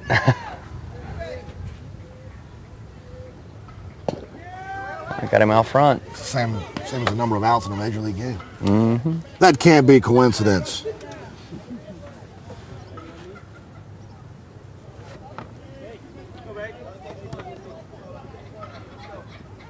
See if he puts him on the run here with a hit and run. Nope. They were thinking the same with a pick. And it's interesting how when you get to this level, the level of the player doesn't rise. It's not only that, it's the level of the managers as well. Yeah. There's not an accident that both of these teams are here. Obviously, they got great players, but you have to have good coaching to help those guys put themselves in the right position. There is the bunt we talked about, springing off the mound at a bad angle, and then almost recovering and making a phenomenal play is Andrew Baker. So runner goes to second, Jack Lane with a bunt single. And with nobody out, the go-ahead run will come to the plate in the person of Tyler Torres, the third baseman. He flew out to center in his first at bat. And I'm definitely thinking they're, especially being in the down 2 and no outs, still kind of in the 5th inning. Probably looking for a bunting situation here as well, as far as trying to move those runners out and staying out of a double play. If you can get a successful bunt down and have runners at second and third with 1 out going back into the top of your lineup, you've got to feel good about the opportunity to at least tie it up. Yeah, and from a coaching standpoint, I know what he should be looking for right here is trying to bunt this ball at the third baseman and make that third baseman have to field this ball, because if he's fielding the ball, now that second to third baseman now can rotate up and not have to worry about a throw being going behind them. So you definitely want to make this third baseman field this ball. This coaching staff not scared to bunt at all. They bunted with their best hitter in the first inning, and it worked. The 2 times that they have been in some sort of bunting situation, they've executed perfectly. That time, Andrew Baker, maybe too quick off the mound, didn't get a proper angle, and they got a little bit of mustard on that bunt that squirted by him. Yeah, I think it was one of those things where he, like you said, just didn't get a good angle, thought it wasn't bunting as hard as it was, and just squirted right past him. Casillas with another good stop behind the dish to keep the runners at bay. And Tyler Torres is ahead in the count. Hearing the Diablos coming to life on the other side. Got a little momentum. Yeah, because this is a great time for Chet to go out to kind of, slow the momentum. Slow the momentum down, and also there's about 1,900 things you could talk about here. Yes. With your infielders or with your catcher or even with your pitcher. And here's the one thing that I can tell you he's going to say, get it out. All bad things happen in innings when you have bunting situations if you don't get an out. Case in point, the one that just happened. Just don't try to get the lead out or the second out. God, second, just get it out at first base, call it a day, move on. I know many times I see teams try to do the wheel plays and they try to get real fancy with a lot of defenses. And at the end of the day, get an out. Bobby Cox always said they're giving you one, take it. Absolutely. It's a gift.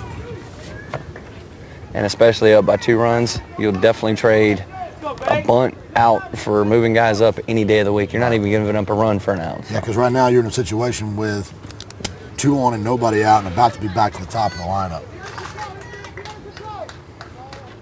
And a top of the lineup that hasn't done very much today, which to me means they're due.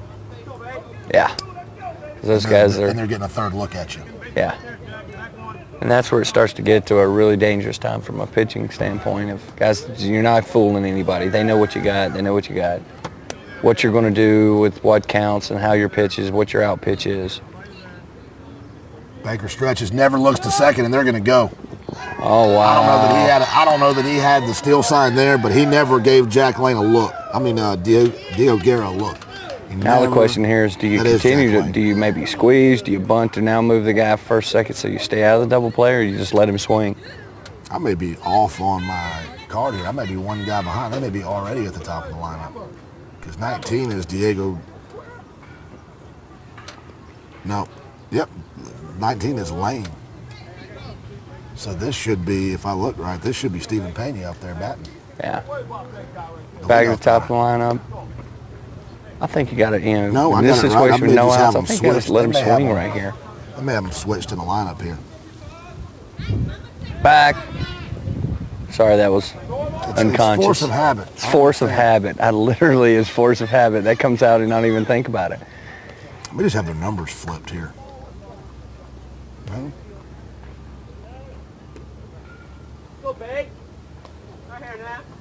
Yeah, I don't know. There's something going on with my scorecard. But either way, I got Tyler Torres, who's at the bottom of the lineup up there. Fastball bunts down, squeeze is coming. They're going to go to first base, get that first out.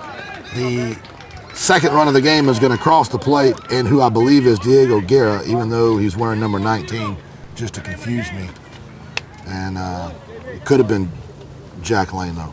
But either way, because not a bad call from the coaching staff over at Diablos. You squeeze in a run, you move your guy from first to second. You still only have one out with the meat of your lineup coming up. So not a bad move. Yeah, you go to the top. You go to the top of the order with one out and a runner in scoring position, and only down by 1 run now. Now it's Stephen Pena. Yeah, I got that. Thank you. And they will bunt again. They have put down 4 beautiful bunts, and that's a single. Great this team bunt. Can bunt. In that situation right there, you saw where the third baseman had to stay back, because if he goes in, then it's going to give up that runner coming from second to third, and he stays there. The pitcher's got to come over and cover a lot of ground. That's a tough play with a guy that can really, really run.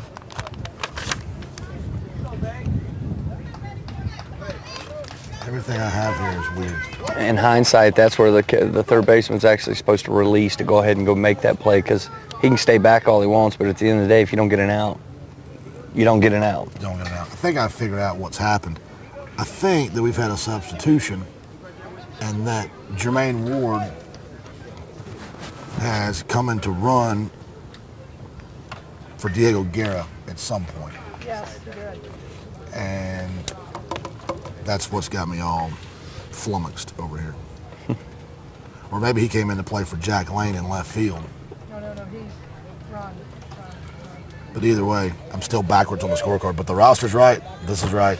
The book's right. Something's weird's going on out there. Either way, I know who's batting now, and that's Keone Givens. Givens will hit here with runners at the corner. That's the tying run at third base. Bluffs the squeeze. They like to bunt, period. Yeah. That was a straight-up bunt for a hit. That's all that was. Stephen Pena went up there and laid down a beautiful bunt. They never had a chance. No. And that's, the funny thing about a bunt is that, if you put it where you want to, you can walk to first base. Yeah. And he had a situation there where Milchin had to cover. Yeah, Milchin had to cover third with a runner on second. He bunted it right at him. Yeah. And this is a tough situation for Juice. I mean, they've played so well. They've swung the bat obviously way better than Diablos have to this point. And to see that they're, potentially one play away from being a tied game, and it definitely shifts the tides. Pulling for a double play here are the boys from Florida, and they'll bunt it again. And that's a really good piece of base running. Yeah, it is. That was a really outstanding. good piece of base Not running. knowing that he doesn't have to go and saw that ball was bunted down the line. He keeps going. He runs right into an out. Jermaine Ward, Heads up baseball play. absolutely. We'll get another bunt single. So we've had four hits here. 3 of them have been bunts in this inning. Have they got a ball out of the infield? One, the first hit was a little line drive over the second baseman's head. But now they've got to deal with Raven Salcida, who can bunt and who can hit. His first time up, he successfully was a squeeze bunt artist. And then his last time up, he hit a line drive inside the third base bag for a double. So here he can do anything. And the way that things have been going here, I don't know what they want him to do. I don't know with the bases loaded if they have him swing away or if, what do you do with your best player in this situation? You let him hit. How many? What are we, fifth inning? Fifth inning. Still? Yeah, I think you got enough baseball.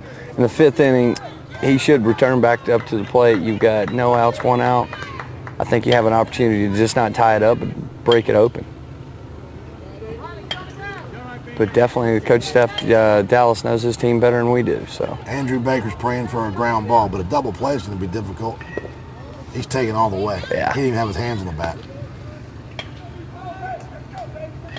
which is not actually a bad thing to do. Just stand him up there, stand him close to the plate. Just stand there, don't swing. Salcida does not have the world's biggest strike zone either. No.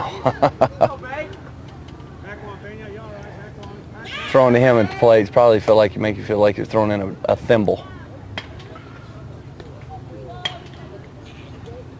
Looking for some outs from Juice, instead of having to throw the ball over the plate, trying to make some picks. Yeah, a good idea going to second there. A lot of times that guy on second will get a big lead and fall asleep when the runner in front of him. Yeah. Thinking they're not going to throw behind you. That fastball catches the black on the inside corner at the knees. Yeah, as you said before, he had no anticipation of swinging on that pitch. We'll see where his approach is at now. And many times as coaches, we force our guys to do that just to make them be patient, see a pitch or two, get their timing, because if not, they'll just go up and swing right away. And you got to remember who's in trouble. It's not you. Yeah. And now he'll square the butt, Oh, jump dear. again, and that time it was just out of his reach. He did everything he could do, but a nice job by Andrew Baker of throwing it so far out of the zone that there was no way. He literally left could the reach ground it. by at least a foot to try to bunt that ball. What a great effort, but then an even better effort by Casillas to run down the base runner. So let's see here. 2 outs now. Runners could not advance. Runners at first and second. Boy, this changes things. Yeah, And you got 2 strikes on him. that's why I was saying go ahead and let him swing away, because you can make yourself look like a goat pretty quickly in a play like that. Well, and also you figure you're 4 for 4 on bunt plays. Yeah. At some point, you're not going to get one down. Yeah.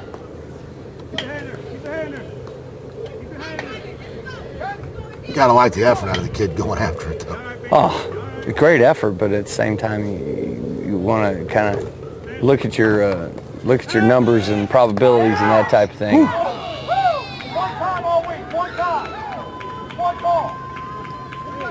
One time. He's got such quick feet. Oh, incredibly quick feet. This guy he obviously can really, really run. He can pop his feet very, very quick.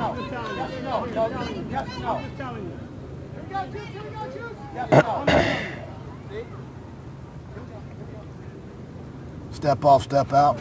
New set of signs. You got it. See what he can make of this one.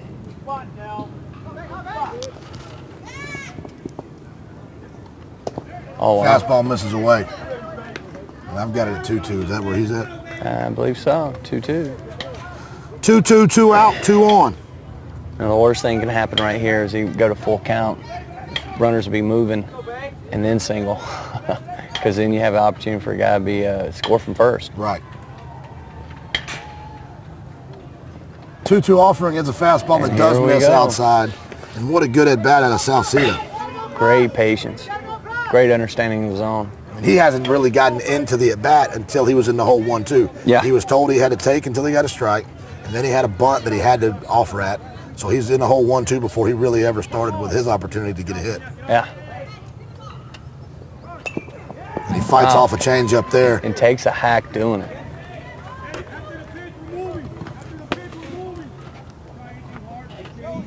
His third base coach says, "Don't get so big a swing there, buddy. Just put it in play." He's not going to get cheated. Little man, big swing.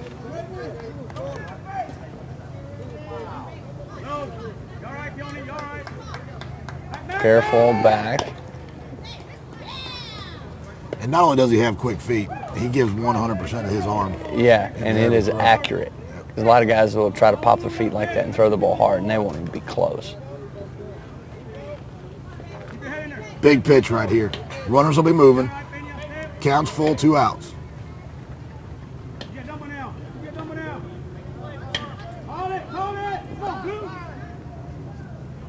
Yeah, he was calling. He was.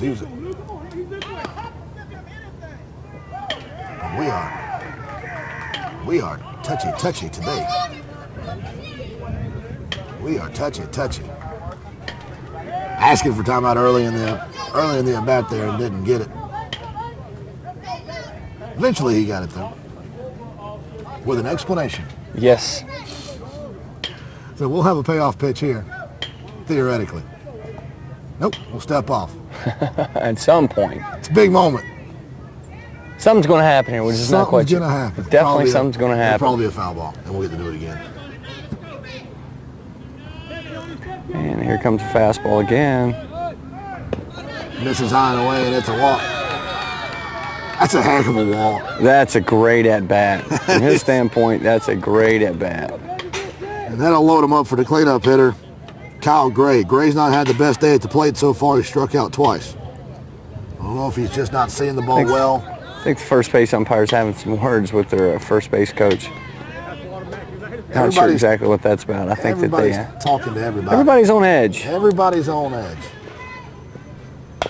There's one that's going to be grounded. That's going to be that's a tough play. I don't know that he would have had a play if he would have been able to field it. But either way, you have got a 2-run RBI infield single. You talk about the shifts of the tides in a matter of 2 to 3 pitches. And your cleanup batter gets a high chopper, C&I-er, and puts him ahead 4-3. Now, here's what I want you to think about. That ball was a chop, and it just barely hit the shortstop, kicked off. The guy that just walked was on first base, and he goes first to third on a ball that bounced away from the shortstop by maybe 8 feet. Yeah, I think you and I both have turned into really big Salcedo fans during this game. The kid just plays hard. Plays hard. You're talking about just getting after it. I mean, he was busting his tail from as soon as that ball was hit. Read it off the guy, got to third instead of being first and second right here. Now, pass ball, he's got an opportunity to score. And not scared to give himself up on a bunt play in the first inning. No. You see how excited he was there to walk? Yeah. How he knew how good of an at-bat that was. He understands what's going on. Guy just loves to win and understands how to win. There's a big difference. A lot of guys go to the plate and say if they don't get a hit, they're all upset.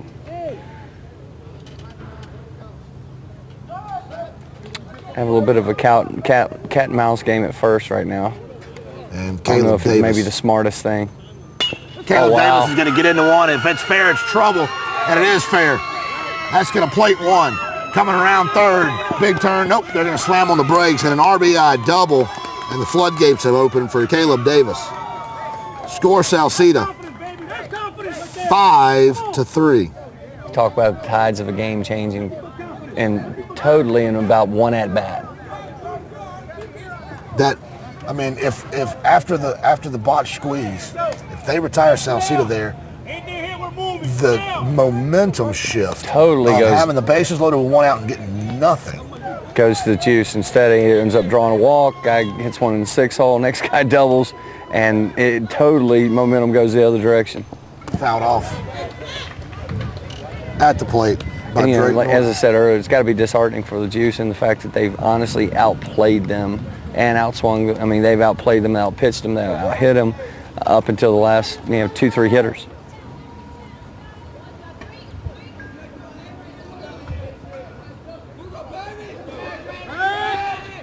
That was close. Got him. Bring him up.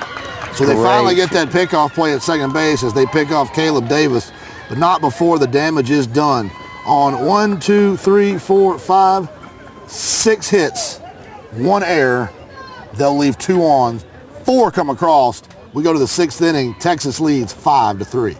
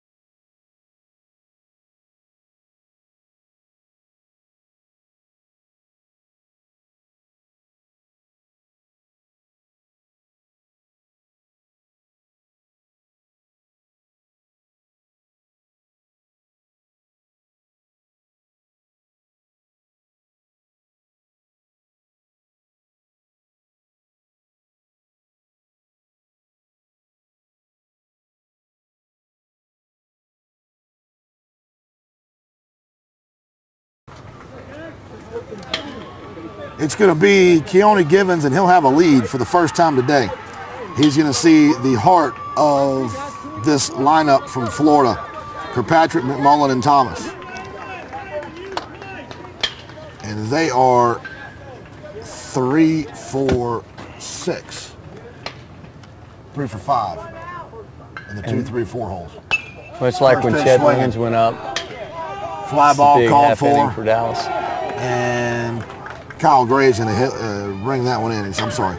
This is a big half for Texas, and the fact that it's much like when the juice went up earlier in the game. If they can go 1, 2, 3 here, it really does kind of keep the momentum squarely on their half. Well, and now it's got the juice down to the last 5 outs.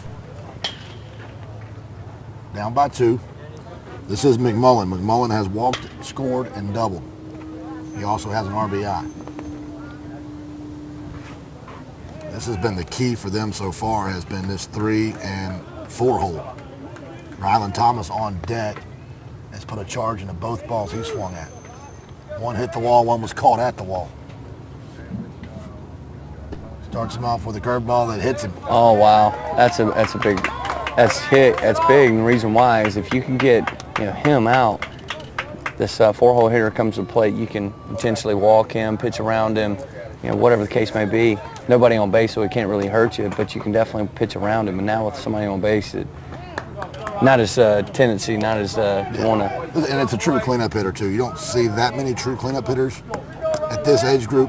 Rylan Thomas is a true cleanup hitter. This is a guy who's looking at the trees every time he gets up there. On the other side, just go ahead and intentionally walk him. You still have a double play in order. You have 1 out. You got men on first and second, but putting a guy in scoring position when you don't have anybody there already, many times it's kind of tough to do. Outside corner with a fastball.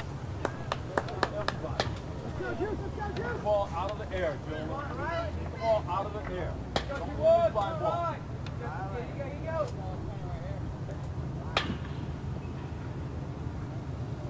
Fastball in the dirt. Nice stop.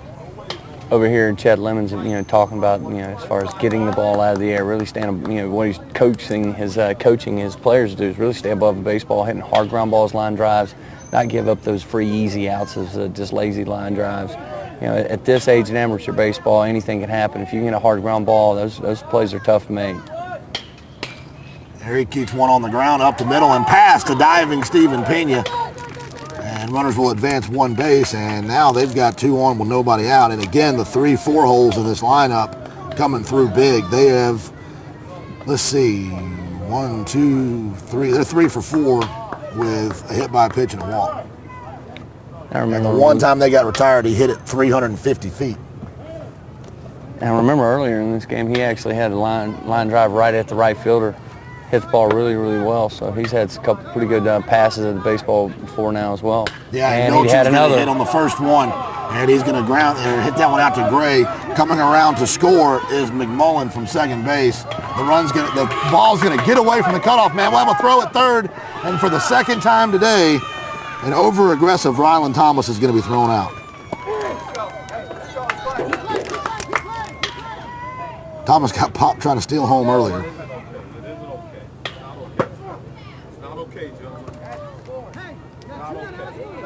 So make it 5-4.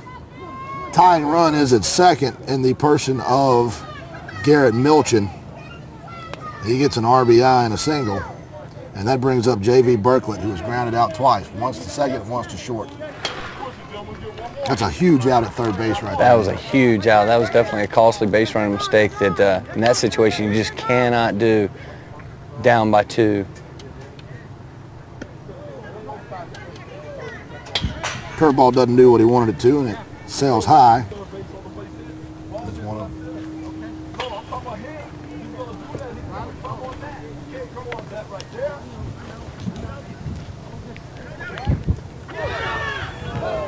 Close play at second. Not in time.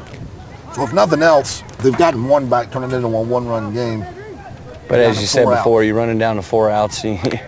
One run becomes harder and harder to get. 90 feet seems like a really long way to go when you only got a couple outs left.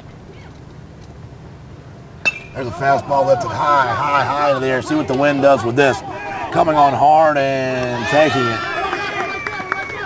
is the left fielder Lane.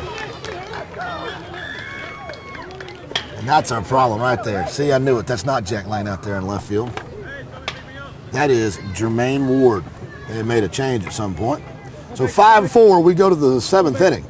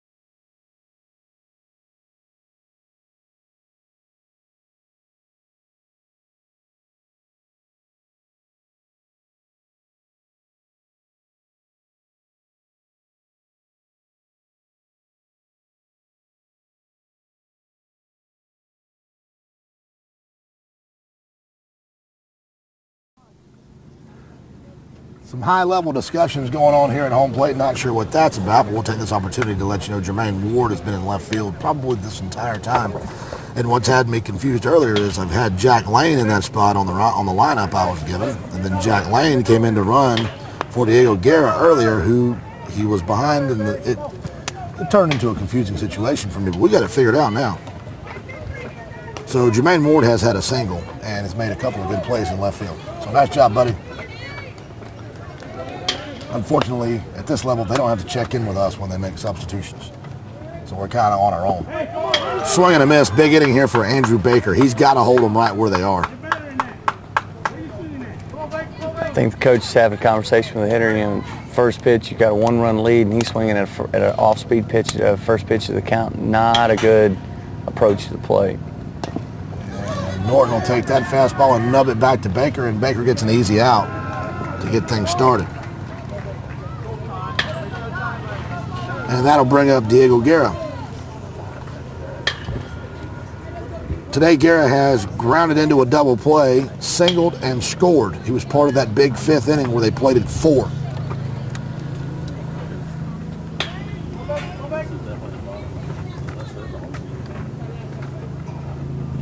He takes a fastball in the inside corner for strike one. I think he was probably told by the coach after the first hitter, you are going to take some pitches here. Let's make him throw some more pitches, make sure he can still find the zone. Fastball up and out. And he did what I would consider one of those first movements of kind of watching a guy get tired. His arm really, really late, and guys missing arm side and high are usually indications the guy's starting to get a little bit tired. This is his 6th inning. And he gets one up and it is lifted into left field. Coming over and calling for it is McMullen, and he will take it for the 2nd out of the inning. That'll bring up Jermaine Ward. Look at that. Jermaine Ward has singled, struck out, and been called Jack Lane all day long.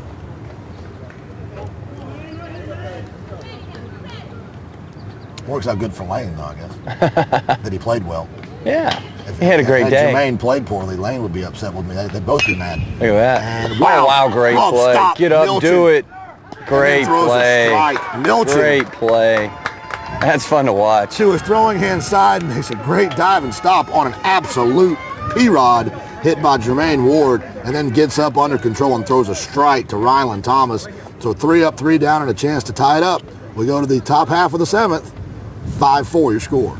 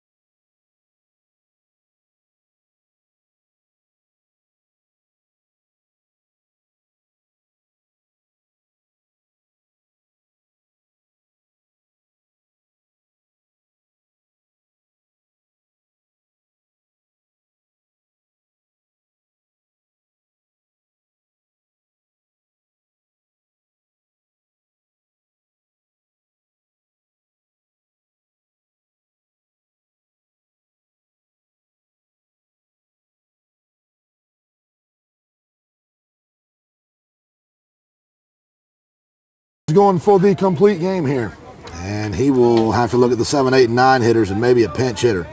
Jack Perkins, who has singled and lined out to the shortstop. Both balls he's hit them on a number. They got to scratch out one.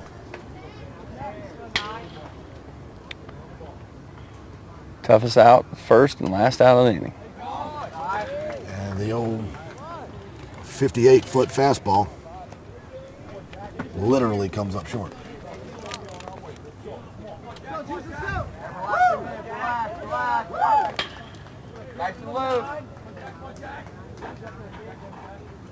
That fastball's hammered, and a little weird hop gets it over a diving Raven Solcita. And I don't know if you just assumed he was going to make that play like I did. It's a ridiculously tough play, but I just assumed that guy was out. Yeah. So a single up the middle for Jack Perkins brings up Austin Bergner, and I'm going to have to keep paying attention to these numbers here because I expect some sort of pinch hitter coming in there.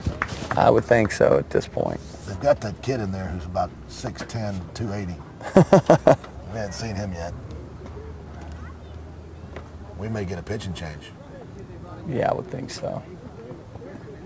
Get to this point, as we talked about, you want to save him, run him out there, but now you got a lead, you're in the 7th. You start to smell a little bit. The one game, 3 outs away from playing championship. We are going to get a change, and we'll sort out who goes where the best we can, and we'll come right back to the Travel Ball National Championships. It's down to the nitty-gritty, folks.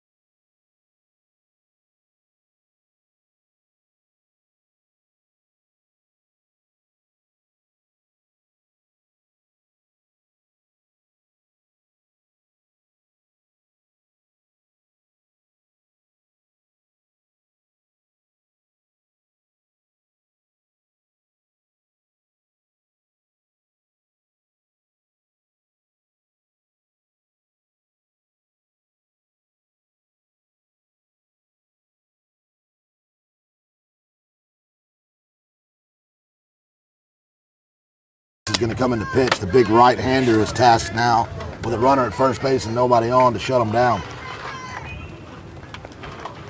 And he's got Austin Bergner in there. Bergner's going to take a fastball in the inside corner for ball one.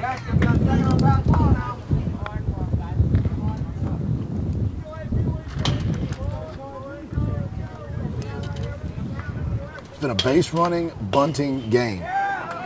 And Oh, wow. Ground ball with the eyes. 97 Hopper is going to get through the right side, and the tying run is at second, and the go-ahead run is at first in the person of Austin Bergner. So back-to-back singles. That thing hit every piece of dirt and every blade of grass. He couldn't have placed it any better. No. What we like to refer to as ground ball with the eyes. Seems like it's got eyes steering itself right through the infield. Give me a number. Yeah. 17. We got a pinch hitter. Had a feeling that was going to happen. And it is, I don't know. He's squaring a bunt, throws it behind him, gets to the screen, and that'll work. Wow, that's a big pitch right there. That So changed just everything. a wild pitch. Let me see if we listed. Yeah. Alex Crotty. Alex Crotty.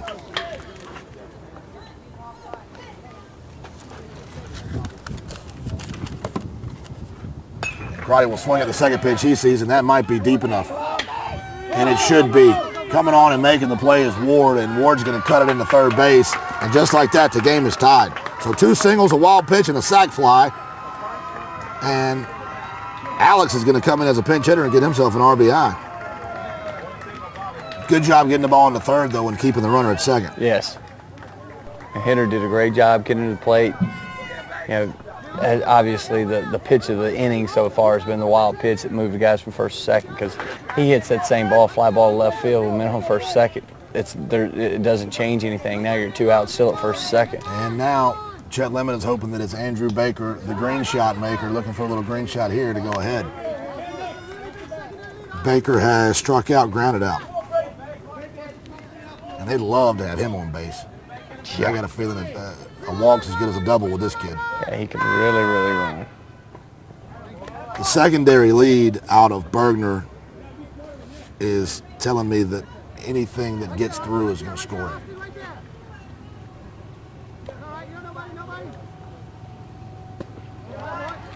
As the count goes to 1-1 on Baker.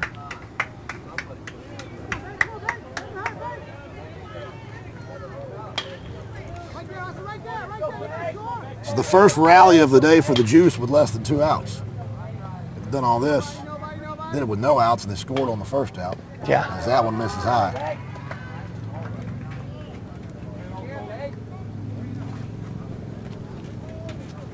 They got it at 3-0. I missed one. Yeah, in these situations right here, you only have one pitch to rely on. Obviously, he seems to not be able to get his curveball over. But if you're having to sit dead red fastball and the other team knows you can't get your curveball over, that's a lonely feeling to be on the mound in that situation. Against a team that can rake. Yeah, you got that right. And he's got to throw a strike here. Baker's taken, but then he goes back to the top of this lineup. And if they can get to McMullen, then they're looking at an opportunity to blow this game open. Yeah. Currently, it's 5-5. And to me, the key inning in this game so far was the bottom half of the 6th. Yeah. The Juice getting that 1 run, then going out there and 1, 2, 3, getting off the field and back into hit. Yes. And the bottom half of the lineup has come through here for this team from Florida. They've got runners at first and third, nobody out, and Jake Sullivan, who has doubled, popped out, grounded out. He's also scored a run. I think we're going to have a visit to the mound here. We may get a new pitcher. He's not got anybody out. Really did. He got the sac fly, but yeah, he's definitely not commanding the zone. Like I said, not having a secondary pitch to be able to utilize in a game of this nature gets you in trouble in a hurry. this is that situation though where you got to lose 2, so you got to play the next one. You're thinking as a manager, do I just cross my fingers and hope for the best here, or do I run somebody else out there and waste them? No, because you can't. You're not going to be guaranteed that you're going to be back in the 6th inning again with a tie game. Right. You may go in the 6th, 7th inning and you be down by 3, and your guy never touching the hill. Right. So you've got to throw your guy, whoever you feel as if it's your guy, if it's him or whomever it is, you got to put him in and put him in now. Right there. And obviously they feel as if this young man is their guy.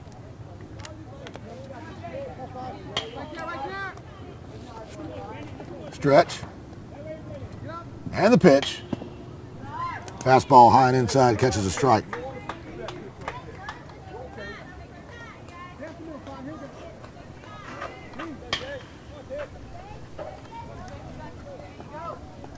First and second, 1 out.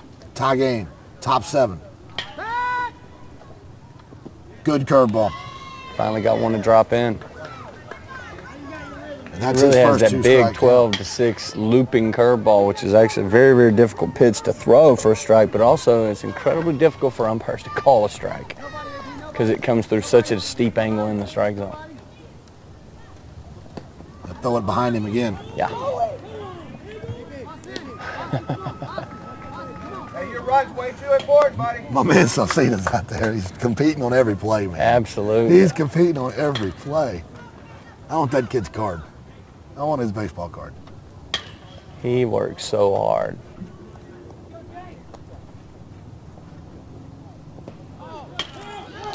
The old 2-step back, punch him out, gets him looking. That's a big second out. Big second out. If they can get out of this situation in a tied game, they got to feel pretty good about Yeah, it. if they get out of this inning only giving up 1 run, they've got to have a hop in their step. And this is Kirkpatrick, who has flied out, grounded out, singled, and scored. He also has an RBI. Nobody. You're all right there. And he's going to take the first curveball he sees. Oh, wow, they're going to send him. They're sending him to the plate.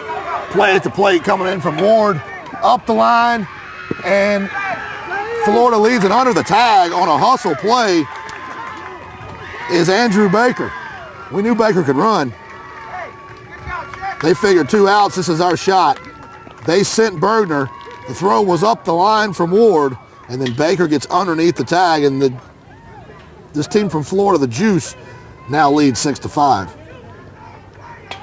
I lost the ball coming through the hole here in front of us, and I thought there was no way they could get to it, but then I didn't see it coming to the outfield grass. Fastball laid off by Jack Kirkpatrick, by Kirby McMullen, who has had himself a 1-for-1 day. He's doubled, he's been hit by a pitch, and he's walked. He scored twice, and he has an RBI. He has an opportunity for 2 more RBIs here as he has runners at second and third and 2 outs. Got a 2-0 count here. They got to be looking for dead red fastball. I don't see him. Maybe they may try to go pitch backwards here, but I think he's got to be sitting dead red. Good stop. Good stop. Diego Guerra. They did go with a curveball, but it wasn't even very close. Now we're looking at the 3-0 count. And big Ryland Thomas, who can blow this thing open in the hole. Right on Yeah, deck. not exactly a real good guy to want to walk, considering you're going right into a 3-4 right behind him. Yeah, he's not had the best base running day. Second time in a row that's happened to him. Don't flip the bat. Don't flip the bat. Guys watching at home, please watch the ball all the way in. 3-1 Hear now. ball or strike call before you go. Ryland Thomas has not had the best day running the bases, but he has been seeing the baseball. He has hit it hard 3 times. There he gets his There ball 4. And the bases are loaded for big Ryland Thomas. Now here's the Ryland, Chet Lemon is hoping that you make a base running mistake here, because that means that you've driven in at least 2 runs. Yeah. Because this is a situation right here that really changes the tide and really puts the Diablos, the team from Texas, in a tough situation here. I bet he's swinging early in the count as aggressive as he is on the base pass. I bet he's just as aggressive in the box. I would definitely concur. Oh, And wow. there's one that gets to the screen. Coming home to score easily is Andrew Baker. And that'll make it 1, 2, 3. Let me make sure. 7-5. Everybody moves up a station, but what that effectively does is open up first base.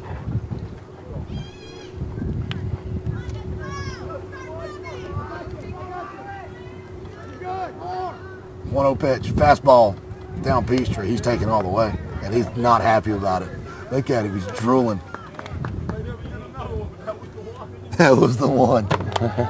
You hear Chet laughing. Yeah. 2-1 count now. Whenever a batter of this caliber just stands there and stares at the catcher's mitt, there's a lot of things going on in their head, and none of them can be broadcast. That's correct. He was not happy he didn't swing.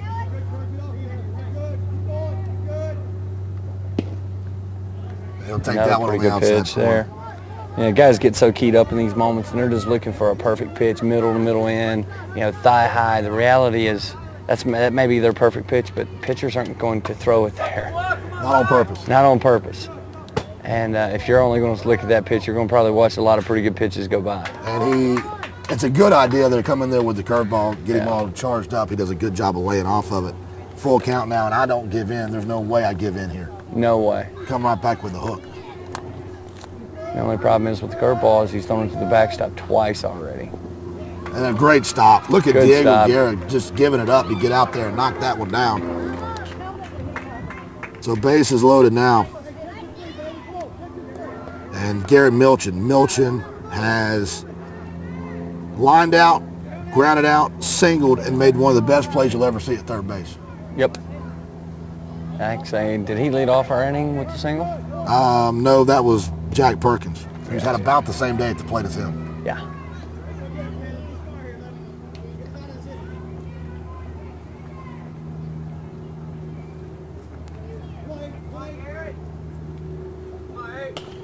And Milchin's going to take a low fastball and drive it down the right field line and off the base of the fence. Look at my man. I like Big Ryland Thomas, man. Big Ryland Thomas is a player. Plays I bet he plays middle linebacker. He's got to. Actually, I bet he you two words plays right. middle linebacker, and he's plays got the eye baseball black all the way down to his chin on both sides like the Ultimate Warrior. Yeah. He probably has a mohawk. He plays football with a baseball with a football mindset. When they threw him out at third base, I think he had to get a new helmet. I think he broke it in half. He was so mad at himself. I mean, and it's hard for a coach to, when the guy gets that mad at himself, it's hard to get on him. Yeah. I mean, what point are you gonna get across to him that he hadn't already got across to himself? Yeah. Good off-speed pitch for Good strike pitch. 3. So the Juice scratch out 3 and flip this one around. They go from down 2 an inning and a half ago to up 2. Bottom half of the 7 coming your way, 7-5.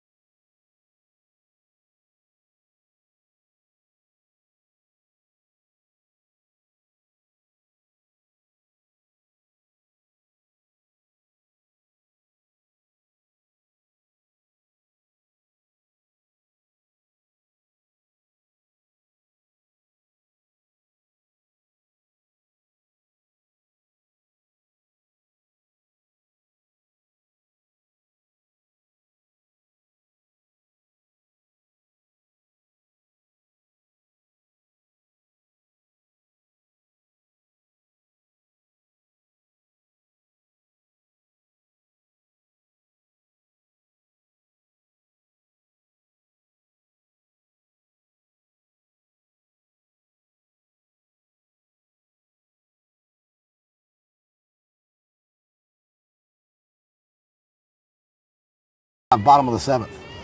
The good news is if they win it, they win it. If they lose it, they get another shot at them. And it's Tyler Torres, the third baseman, who'll have the first poke at him, and then they'll get back to the top of the lineup. Baker's going to stay in there. High fly ball's going to get behind us on this other field where those kids were playing with a tennis ball previously.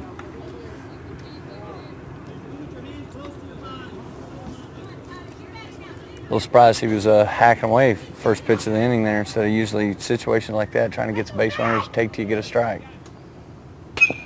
And he's going to swing the second pitch he sees, and he's going to drive Yeah, it in the right gap in the in the gap. left field, and that's going to get down. And he's looking at extra bases, but he trips coming around first base. And a great job by J.B. Burke of playing it off the fence and getting it into second. He had to slam on the brakes and go back. It's the world's longest single. That's a tough break for the team from Texas there. And in fact, he's just a give and double guy. Slips, falling around, coming around the bag. And that's going to bring up Steven Pena. Neither one of these teams got any quit in them, man. No. When you think they're dead, they just start hitting. They just find a way to stay in the game and keep going. Baker will stretch into the dirt. Nice stop, Casillas. These are the type of games that give coaches nightmares. You're never out of the game. You've never got the game. Chet's going to go talk to his young lefty. You know, he's went the entire game. I'm a little surprised that he may still be in there, that he doesn't have anybody warming up already. Yeah, we see no activity over here in the Juice's bullpen. Especially with the game situation here is that, you know, they've got to win or they go home. You would think they'd have somebody warming up as an outlet. I don't know what Chet said, but whatever it wasn't interesting to Bergner. It wasn't for the shortstop because he just turned around and was looking up in the left field. Yeah. But you don't do that when he's talking to you, so he barely realized that he had got to a meeting that he wasn't needed at, so he just excused himself.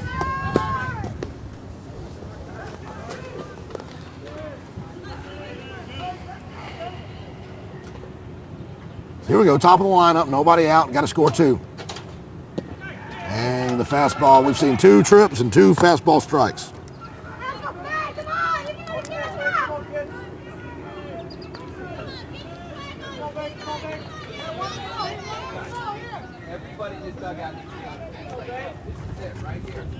And the pitch. And they're going to square a bunt. Looking to bunt.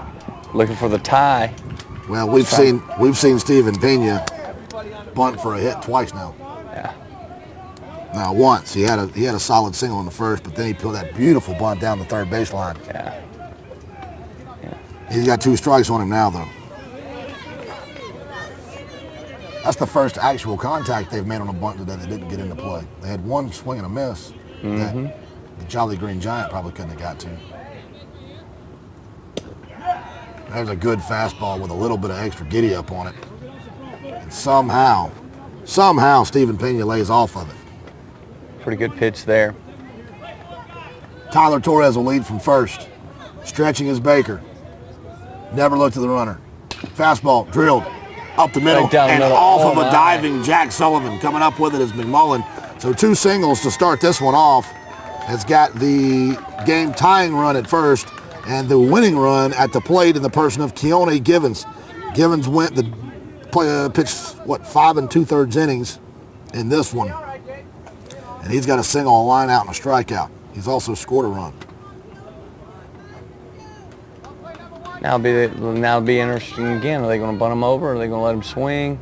These guys definitely wouldn't put anything by him, and a bunt, double steal. These guys, the team from Texas definitely seems to play wide open. And they're well coached, and they communicate well, and they know what's going on.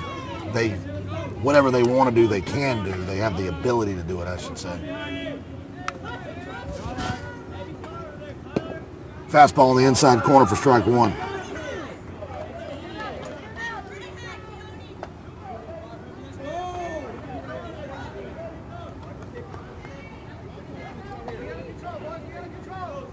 You all right, Tyler? I got you. Don't stop coming behind you. I got you. All right.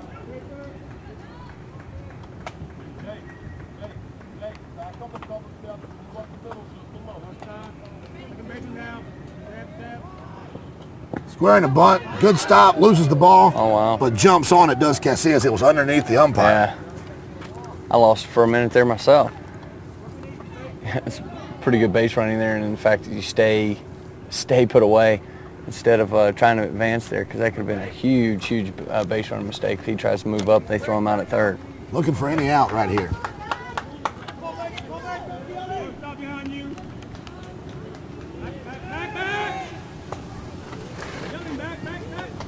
thing I can say is that you do like to do that back pick to second. It's got to be the 6th time we've seen him back pick to second this game. And they've got one on mount. The 1 for 6 isn't bad on that play.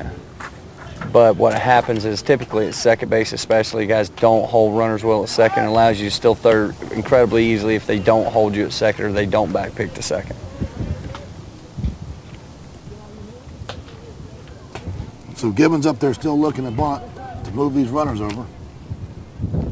Baker keeps elevating it in the zone.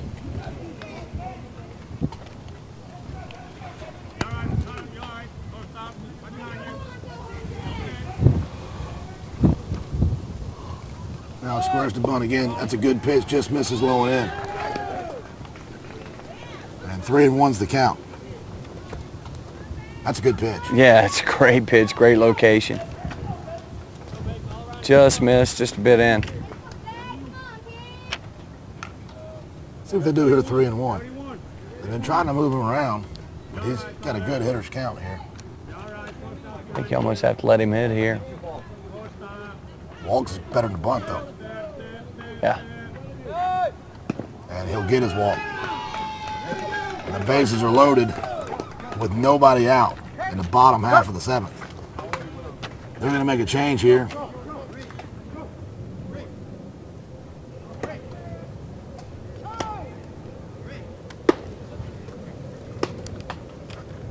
We're going to have a meeting at the mound. It's old school baseball right here, brother. This is hardcore. He's going to get 10 throws in before they make him get off the field. I love it. Everything that just happened there. Yeah. It's good. 3 years in college. No, you can't do that. This is not college. Oh, pardon me. I had a teacher when I was in school. Her name was Amy Walker. She taught us that when you're chasing a news story and there's like a piece of yellow tape for the police line, Yeah. and you need an interview on the other side of the line, just go over the line. Yeah. And jump the line. The worst they're going to tell you is they say, hey, you can't be here. Oh, I didn't know. And then you get back over the line. That's what the guy's doing. Yeah. He's jumping the line. And Never now quite he's seen it And now done he's quite taught them that when to do way. it. And So the he's- fact that he ran out to left field, called for a center fielder to come over the left field line, play catch with him, and get him loose. So now he can get his 10, 12, 13 throws in before he now goes to the mound and get his 8 pitches. Chet comes out, tells his catcher to visit. So his catcher goes for a visit. Chet goes back to the dugout. So then he comes out and gets in 8 or 10 throws. While he's getting yelled at, then they tell the catcher he's going to go back. So then Chet comes out for his official visit. Plenty of time to warm up. Now he makes the switch. That's made my day. That was great. That's we'll say that's an interesting way of getting you guys And throwing. he engages the umpire in an argument long enough to get a couple more throws in. Because if he gets tossed, What does it he's an matter? assistant, you know. And what I liked about it, the first 3 times that the umpire asked him, hey, he He didn't even acknowledge him. him. He kept saying, Coach, I'm not. So let's see who we got here. I think it's Kirby McMullen is coming into pitch. He's the one that was throwing out there 52.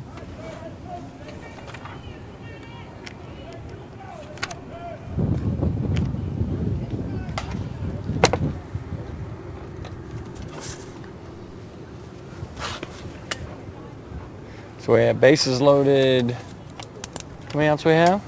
None. No outs. A developing situation, needless to say. And you could probably hear in our microphone here as that coach was standing pretty close to us. The mitt was popping. McMullen can throw the ball hard. Big, strong righty, center field. And they're bringing him in to mow guys down. But he's going to have to mow down the heart of this lineup. And I wouldn't be surprised to see him bunting some more, even with the bases loaded. Yeah. It's what they do. It's kind of their MO, you know. Yeah. They're those little rats that just don't go away. They're just going to bug you, make So a mistake, and frustrating. just kills you. Bases loaded, nobody out, and they get Raven Salcida. Here's what I would say from a physicality standpoint. There's no doubt that the Juice team and the team from Florida are much more physically, when I mean gifted, as far as being larger, stronger, those type of things. But this team from Texas is incredibly scrappy. They're incredibly athletic. They may be smaller in demeanor, but they definitely understand how to play the game and are just great baseball players. It's fun to watch these two teams play together because they're kind of opposites. They really are. It's just 2 totally different approaches at going at a game of baseball, and it really is fun to watch. So Big Roddy's going to come in now and try to blow these guys away, but he's going to have to deal with Salcida, who has been nothing short of impressive. He's had 3 appearances. He's 1 for 1 technically. He's got a walk, scored a run, squeeze bunt, RBI, and a double, and played phenomenal shortstop.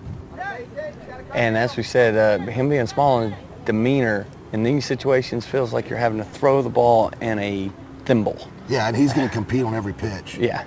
And when you throw the ball near that thimble, he's going to do his best to put his barrel on it and hit it pretty hard. Yeah, he's not the guy that's going to be up there scared to make an out. He's not the guy who's going to be up there swinging wildly either.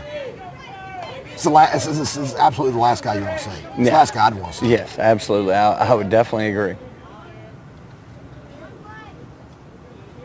The winning run stands at first base in the person of Keone Givens.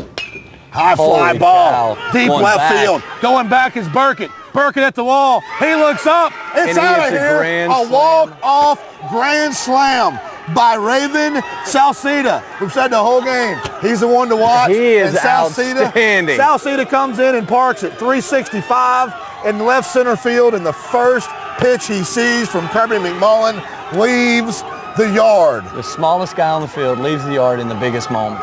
That's incredible. What an unbelievable game played by both of these teams. Chet Lemon's Juice from Florida and the Dallas Diablos from Texas.